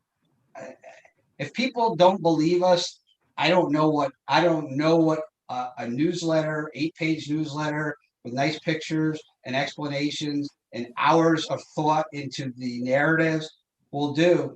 I mean, we had better luck with a front and back page document that went out for a $13 million project. It passed like 70% on a non-May vote. So, but here's the caveat to that. Those votes were all, guess what? Who knows the answer to why those votes passed the way they did? Come on. Somebody knows the answer. 0% tax increase. So nobody has a stomach for the taxes. I get it. And I don't think that people were mad, Ann. I just think that they're concerned. And I get it. Like I said, I look at the numbers, I go, I look at them and I say, oh my goodness, over the tax cap era, so 2012, 11, 12, or 12, 13, our taxes now 20, almost 24%. But you divide that out, it's like 2 and change. It's 2 and change, but it compounds. It's where people are at. I don't think they're mad. I think they're concerned. But in the end, what? So the question is, what then does the community want from its school district? I don't know the answer to that. I think you guys got to figure that out. I have 2 more quick points. The first thing is, one thing you mentioned was none of us wrote a letter to the editor or supported it. I understood that when we were going to record or make a video or whatever, Jeff Honeywell cautioned against that. So though it disturbed me very much what I read in the letters to the editor in the advertiser, because I knew they were not completely true. I didn't feel that I was really allowed to personally respond. Again, like there's this thing about like how to act as an individual versus a board member. But I can tell you as a board member, whenever anybody was willing to listen, I touted the pluses and the reasons why we should vote for this personally. But I think that for me personally, I didn't write letters to the editor because I didn't think we were allowed to do things like that. Secondly, moving toward progress, based on the fact that putting this on a May vote is not going to make anything happen this summer, I do propose that we aim for early fall. I hope that by then people will be feeling more optimistic about economy, vaccines, maybe the weather, like if it's not bitterly cold, people are more likely to come out, who knows? But I do propose that we aim for early fall, September, October. And also, I really think that, and when we had our first discussion after the no vote, I mentioned this then. I got it and I understood in it and stuck with me about the rolling forward, the snowball effect that you talked about. Like in 5 years, we're going to get slammed. Like somehow we have to explain the future benefit of voting for this now, that this is going to help us later. Somehow that concept needs to come across. Now, I have no complaints about the communications that went out. I thought they were fantastic. I thought the newsletter that went out, all the videos that went out, they were clicked on. If people want to know, the information was there. If you didn't want to know, the information was there. It was right in front of you. I can't explain why people would say they weren't informed, but on this second, third iteration or whatever it is, I think we really need to drive home the fact that this not only impacts our current status, our current taxes and current budget. Moreover, it's really important for future budgets. That really needs to be hammered home. I can't express that enough. So again, I think like Megan, I supported everything on the budget, but on the propositions, but I do think whatever number we come up with, let's aim for, the fall for a vote and try again. So thank you, Anne. And with that, I think everybody has expressed that they're willing to do the critical items. So I guess the two remaining things not on the critical item list would be the trailer guidance offices at Post and Kill and the cafeteria at Miller Hill. And so I think what we need to understand is the board willing to support those going out in a proposition? And can the only thing I will say about that, Jesse, is with the COVID violations, with the ventilation, social distancing requirements, and the appropriateness of spacing for the students and the staff, do we need to look at those two items again and make sure that they don't need to be elevated? Right. Bill McMorty already said that there was no things that needed to be elevated, and I think we should go. He's the professional. And I don't know about this 2.3. I know you call it a safety thing with the wood shop expansion, but and the popularity of that program, but is that considered a critical item? These are the kinds of things that I mean. So those are the three things that I think would be sort of maybe not in the critical list that we've all been just seemingly support. And if I'm wrong with that, please raise your hand if you think if I'm misinterpreting saying that people would not support those critical items. Okay, so then that leaves the wood shop expansion, it leaves the cafeteria, and it leaves the guidance suites coupled with the trailer removal. So who would be willing to support the, let's say, the wood shop expansion on a proposition? What do you mean, removing it from, are we talking about removing, or we're talking about separately? No, or we're talking about... we said the baseline is the critical items list. Okay, gotcha. All right. And so then we need to decide those other three things, assuming that items on proposition 2 at this point are sort of off the table because of the tax impact and the perception from the community. I mean, that I seem to think from our discussion when we spoke in December about this, that was kind of something that we sort of agreed on. So I'm assuming that. If that's a wrong assumption, I'd like you guys to tell me that too. Okay, so critical items. Now we have three things we should just point out. Do we want to do the wood shop safety expansion? Who's willing to support that on a proposition? Peter, Megan, Doug, Sam. I would be. Okay, so there's your first thing. Second thing would be the expansion of the cafeteria. Chris, Megan, Sam. Which cafeteria is that? That's the Miller Hill cafeteria. That's, overpopulated. Yep. So I would support that one also. So that looks like the board would support that line item. And then the third would be the guidance situation with the trailer at Post and Kill. And we got Sam and Megan and Peter and Ann, and I would support that one also. So administration, does that Don't at get me least wrong here, like I support all of it. No, I But- understand. Yeah, In I general, think the we trailer is a support- safety issue more than anything. That Yes. the kids are going outside. You Yeah. know, that to me is more of a safety issue, just Yeah. the way.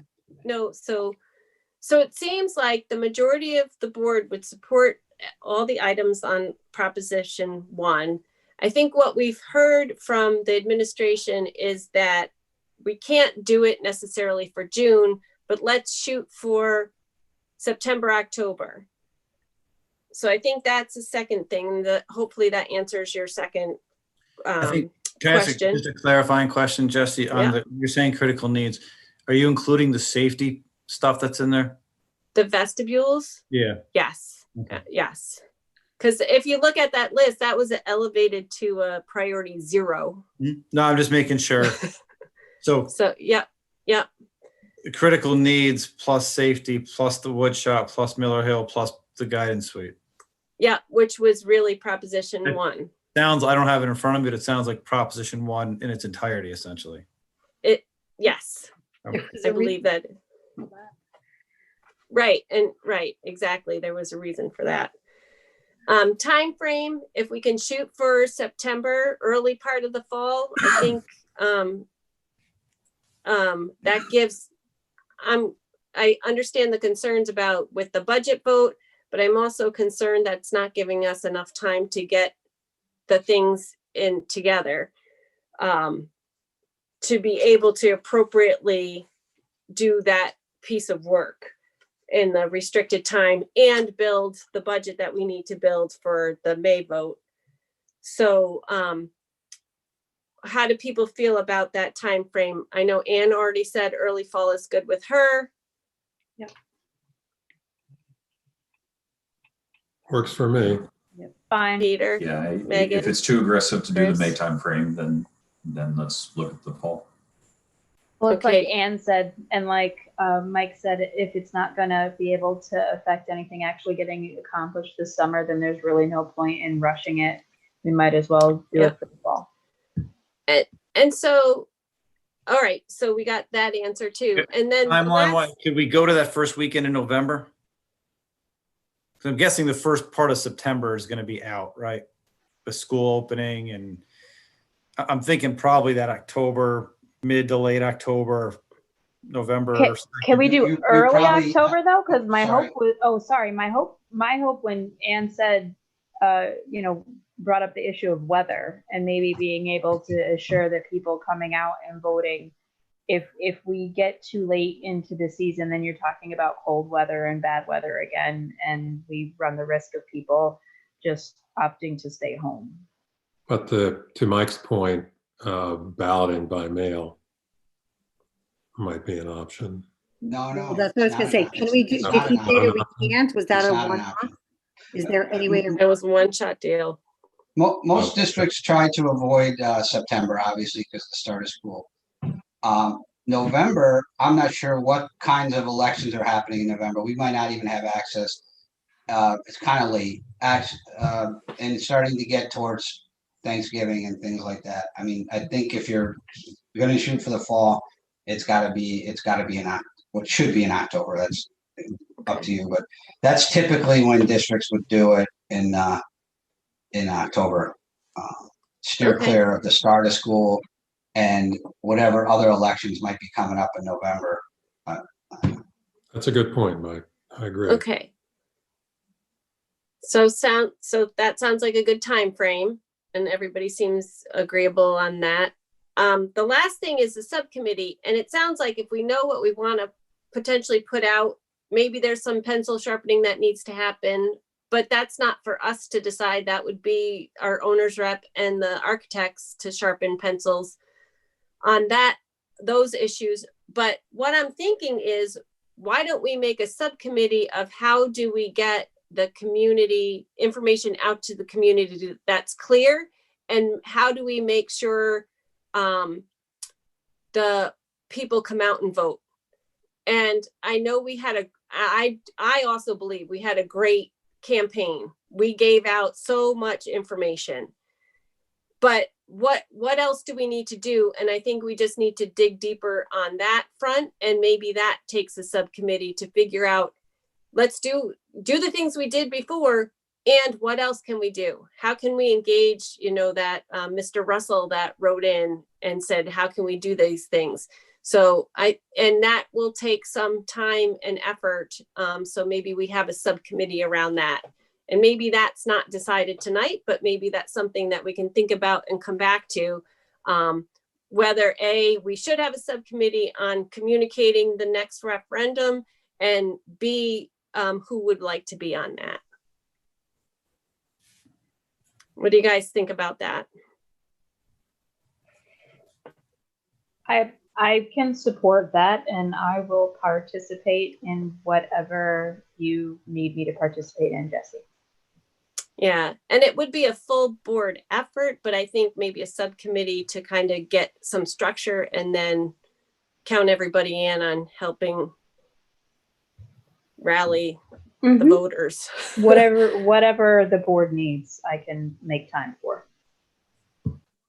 I know we're all tired, and I don't want to beat a dead horse, but I just have to say, like, when we just said, would you support these 3 items, the wood shop, the guidance suite, and the cafeteria expansion? Those were listed as program preferences.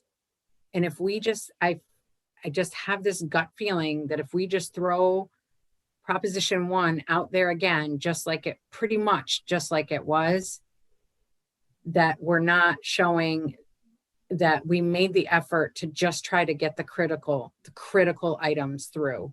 And I know it's not a huge jump for another 2 million. And I really do believe in the value of those preferences, those program preferences. I just want everybody to think about this. But if we're just putting out Proposition 1 and dropping Proposition 2, I don't think we're showing the community that, hey, look, we really need these critical items to get through. Again, we're still falling back on, boy, it would be nice if we had this, though. You know what I'm saying? I just, it's not that I don't support these things, because I do. I do think they're important, and I do think they're important for the educational atmosphere of the kids. I 100% with all my heart support that. But like Megan said before, perception is reality. And if people see that we're just putting it forth again, exactly as it was, and they're not actually critical, are they going to vote it down again? It's a good point, Ann. Yeah, Jess, can I? Yep. I don't like beating dead horses either, but I hear you, Ann. And the one thing that gave me pause about that is, right or wrong, the perception that, okay, message received. Like, we are listening. If we're being accused of not listening or not being transparent, then showing some sort of change that reflects feedback, however you want to interpret that. Like, and I do, like, I hear what people are saying. I think the message came across.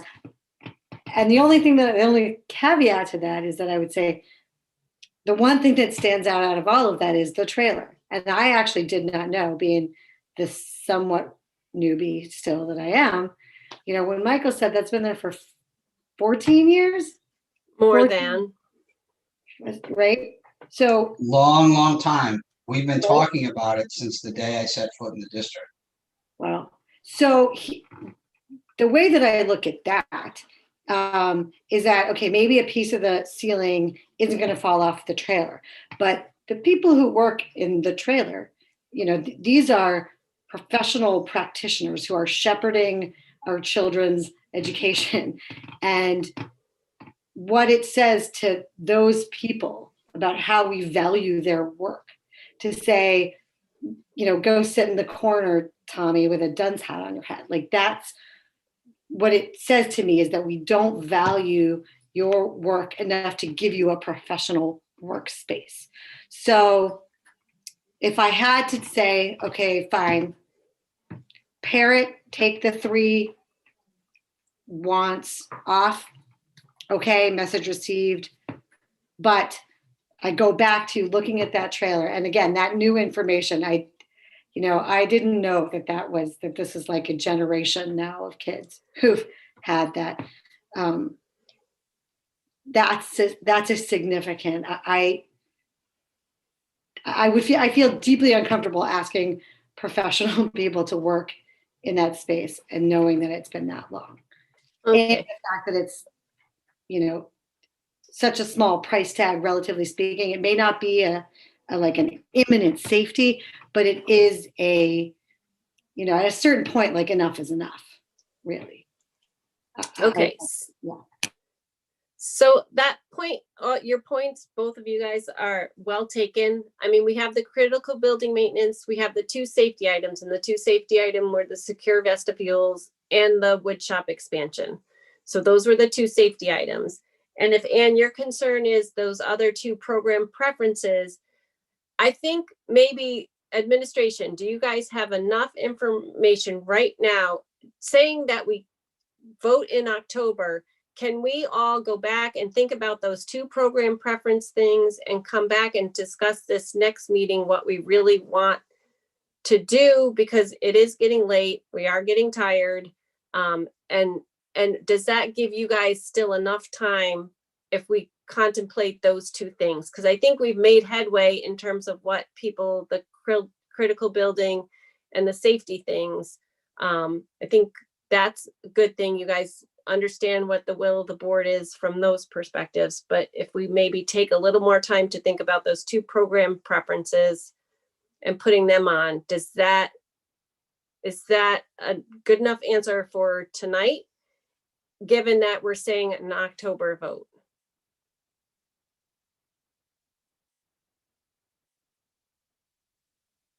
Was that a thumbs up, Jim? Just put the mic to the other side. Okay. Yeah, I mean, just not to throw an apple completely off the cart here, but the secure vestibules to me are important, and God forbid if something ever happens. But, kind of like you were saying, Sam, in terms of, experiencing the trailer, anyone that's been in the wood shop, kind of when all those high school students are in there, or if you've had the pleasure of being in Miller Hill, when they're trying to queue up to go into the cafeteria and everything. It's so frustrating, because I know where Michael's coming from in terms of his side of things. And we've talked through these things, and quite a few of them ad nauseum.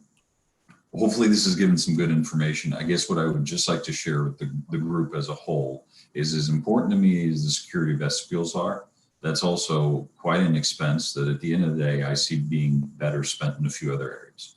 But just to your point, let us come back with kind of what we see as our sacred cows. But I mean, I think we really need to look at it. I mean, I think at the end of the day, it's a dollar number, and we need to give the community the most bang for their buck. Would I like to do all the things? Yes, but we've got to come back with a prioritized list. Just one last point, because I like to flip over the apple cart.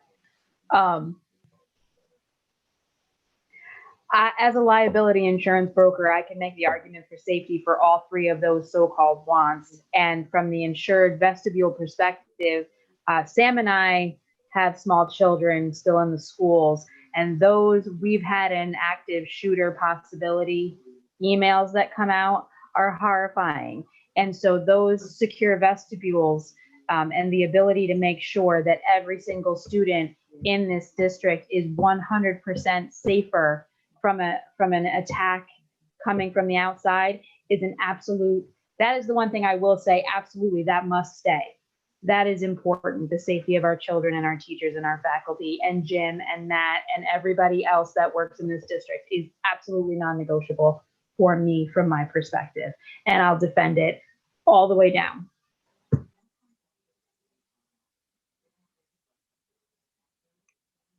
Okay. Thank you all. And I guess the issue of the subcommittee, and what that looks like and what that entails, I think we can talk, if you guys are okay, talk about another time, because I don't think we need a subcommittee to talk about what the list is. I think what we're hearing is in a public session of our board meeting, maybe the next board meeting, we discuss those other items beyond the critical maintenance for, and in my head too, the safety that is in the critical, those program preference items. And we come to a decision on that.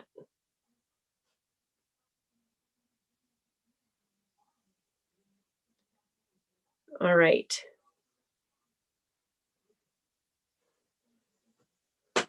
Are we all set to move on to board member reports at this point?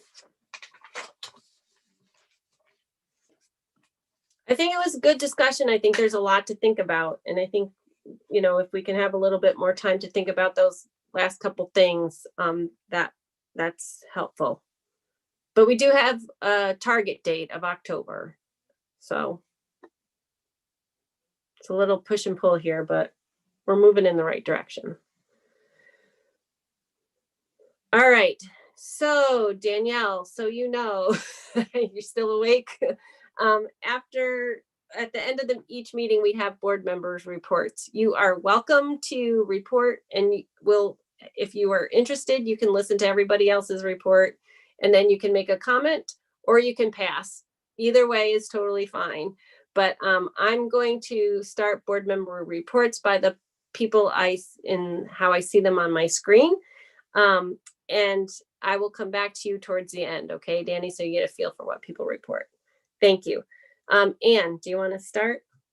In the interest of it being over an hour and a half past my bedtime, I'll keep it extremely short. And I just want to welcome Danny. This is an extremely long school board meeting, so they're not all this bad, but I want to welcome you and just tell you that we really do value your input and what you see on the ground. We like to hear that, good or bad, we want to know. So feel free to speak out and let us know. But welcome, and I hope you enjoy the experience. Chris. Yeah, absolutely. Welcome, Danny. I think to the group as a whole, this is why we're elected. So I hope, I'm certainly not looking to ruffle any feathers. That's why we get paid the big bucks here, right? So let's continue the discussion. It can be frustrating at times when it comes to this, but that's all part of what we have to work through here. So I look forward to continuing to work through with everyone here, not only on this, capital plan, but just in other areas. I mean, we've got all sorts of challenges that we're going to be facing, and looking at what that tax cap's going to be is no fun whatsoever. But let's see how best to proceed. That's it. Thanks. Thank you, Chris. Doug? I was impressed with the presentations tonight by the operation and maintenance people and the technology folks. I thought those were excellent. And it occurred to me during the meeting, while they were doing that, the public should hear it, should see it. And if it was perhaps at the front of the meeting as part of the superintendent's report, those items, nothing against your report, Jim. I mean, they're great.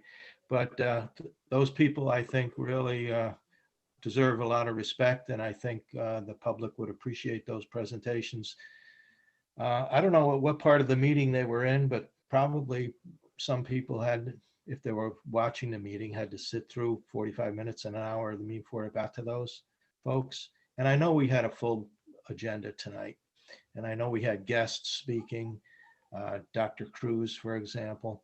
But those are the kind of presentations to get the word out over the next few months, too, about what people are doing and all the excellent programs that are going on in the district. Move that right up to the front of the meeting. Again, communications, strategies. can I say one more thing?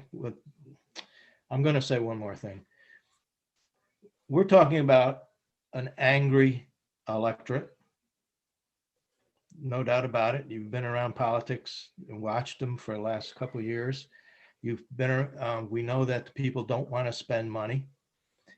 And we're wondering how to get people out to vote. We're wondering how to address those issues, the anger issues, some of the other issues. Well, you know, there are organizations that do this every year, political organizations. There's a lot of resources there that we can tap into that maybe we don't have in terms of how to communicate with certain groups of people. Just something to think about. Good suggestion, Doug. Are you all set? Yeah. Okay. Thank you. Good things to think about. Megan.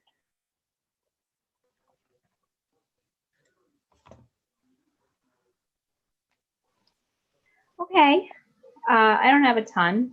Welcome, Danny. Looking really forward to working with you and hearing your perspective on the board. I love that one of my favorite parts is working with the students in the school. So really looking forward to, you know, what you really want us to know, and don't hold back. We want to hear about it. So definitely.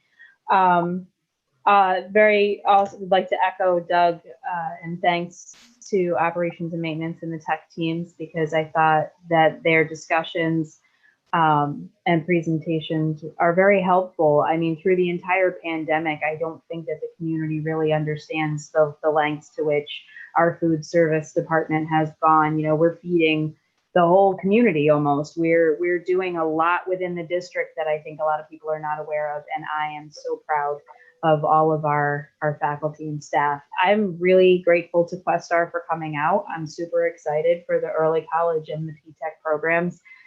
Being able to graduate from high school with some college credits was a huge benefit to me.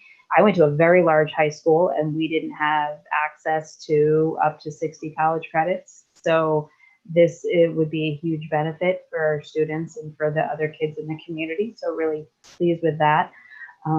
Looking forward to Cabaret in its new form. I know that's in the works, and our kids who are working so hard, even virtual ones, are putting together, from what I understand, a really cool program. So I'm looking forward to that as well. Can't wait to see what that turns out like.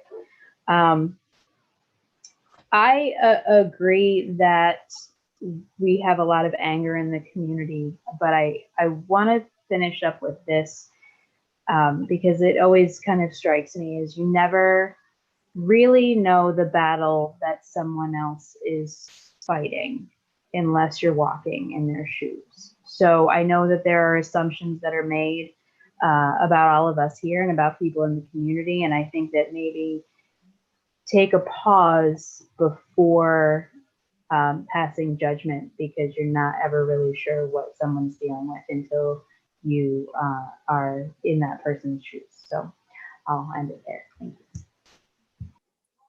Thank you, Megan. Samantha? That was very well said, Megan. Hard act to follow. Nice to sort of meet you, Danny. It's going to be fun. I can just repeat what you guys said about the presentations tonight. It was fantastic. And I just, to go into like the micro scale, having those tech guides, you know, like the team there tonight, like, you know, when we're home and we're with the kids and kind of we have our own little tech issues, and it's a little frustrating. And every once in a while it occurs to me, I only have 2 computers to worry about. And what must those guys be dealing with? And every time, you know, every once in a while, you know, we get the message from, you know, one of the teachers who says, you know, something's down at the school, do your stuff asynchronous today, we'll circle back as soon as we can, everything's up, you know, and it's never more than an hour or 2 and everything gets back and rolling. And again, the same thing sends us into a little bit of a kerfuffle here. And then in the back of my mind, I sort of have this photo, this shot in my head of the super smart techies over there at APCSD, like working it all out, and everyone's back online. And so it's a very real, tangible thing for me. And I appreciate it. And I'm going to say what I always say every single time: teachers, thank you for this virtual world that you guys have created. The kids are doing fantastic. You guys are absolutely amazing. And all the little memes out there where, the teachers being like, okay, to the video, how many meetings ago of, no, you can't do a background on this meet, or please turn your camera back on, stop spinning around in your chair. That's real, man. That hits home, and it still does. And the teachers are unflappable. Mr. Banks is unflappable. So thank you guys from the bottom of my heart. You too, Jim. You too, Mike. Where's Matt? There he is. Thank you guys. Seriously. That's all. Thank you, Samantha. Peter? I'm just going to say welcome again, Danielle, and I will defer the rest of my report in the interest of time. We do have executive session after this. Yes, we do. So with that, Danny, welcome. Do you have anything you want, or you can take the hard pass tonight? I'll just thank everybody for welcoming me, and I look forward to working with everyone. Thank you. All right. Thank you. Okay, so that leads us to item number 16, executive session. We do have need for executive session to discuss collective negotiations under the Taylor Law and matters leading to the appointment, employment, discipline, suspension, dismissal, or removal of a particular person or corporation. And I do not believe we have need to come back to public session after executive session. So do I have a motion to move to executive session? Megan, seconded by Samantha. All those in favor?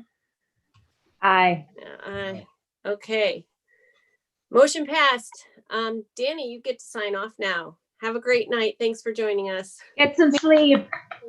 Good night. Thank you. Bye, guys.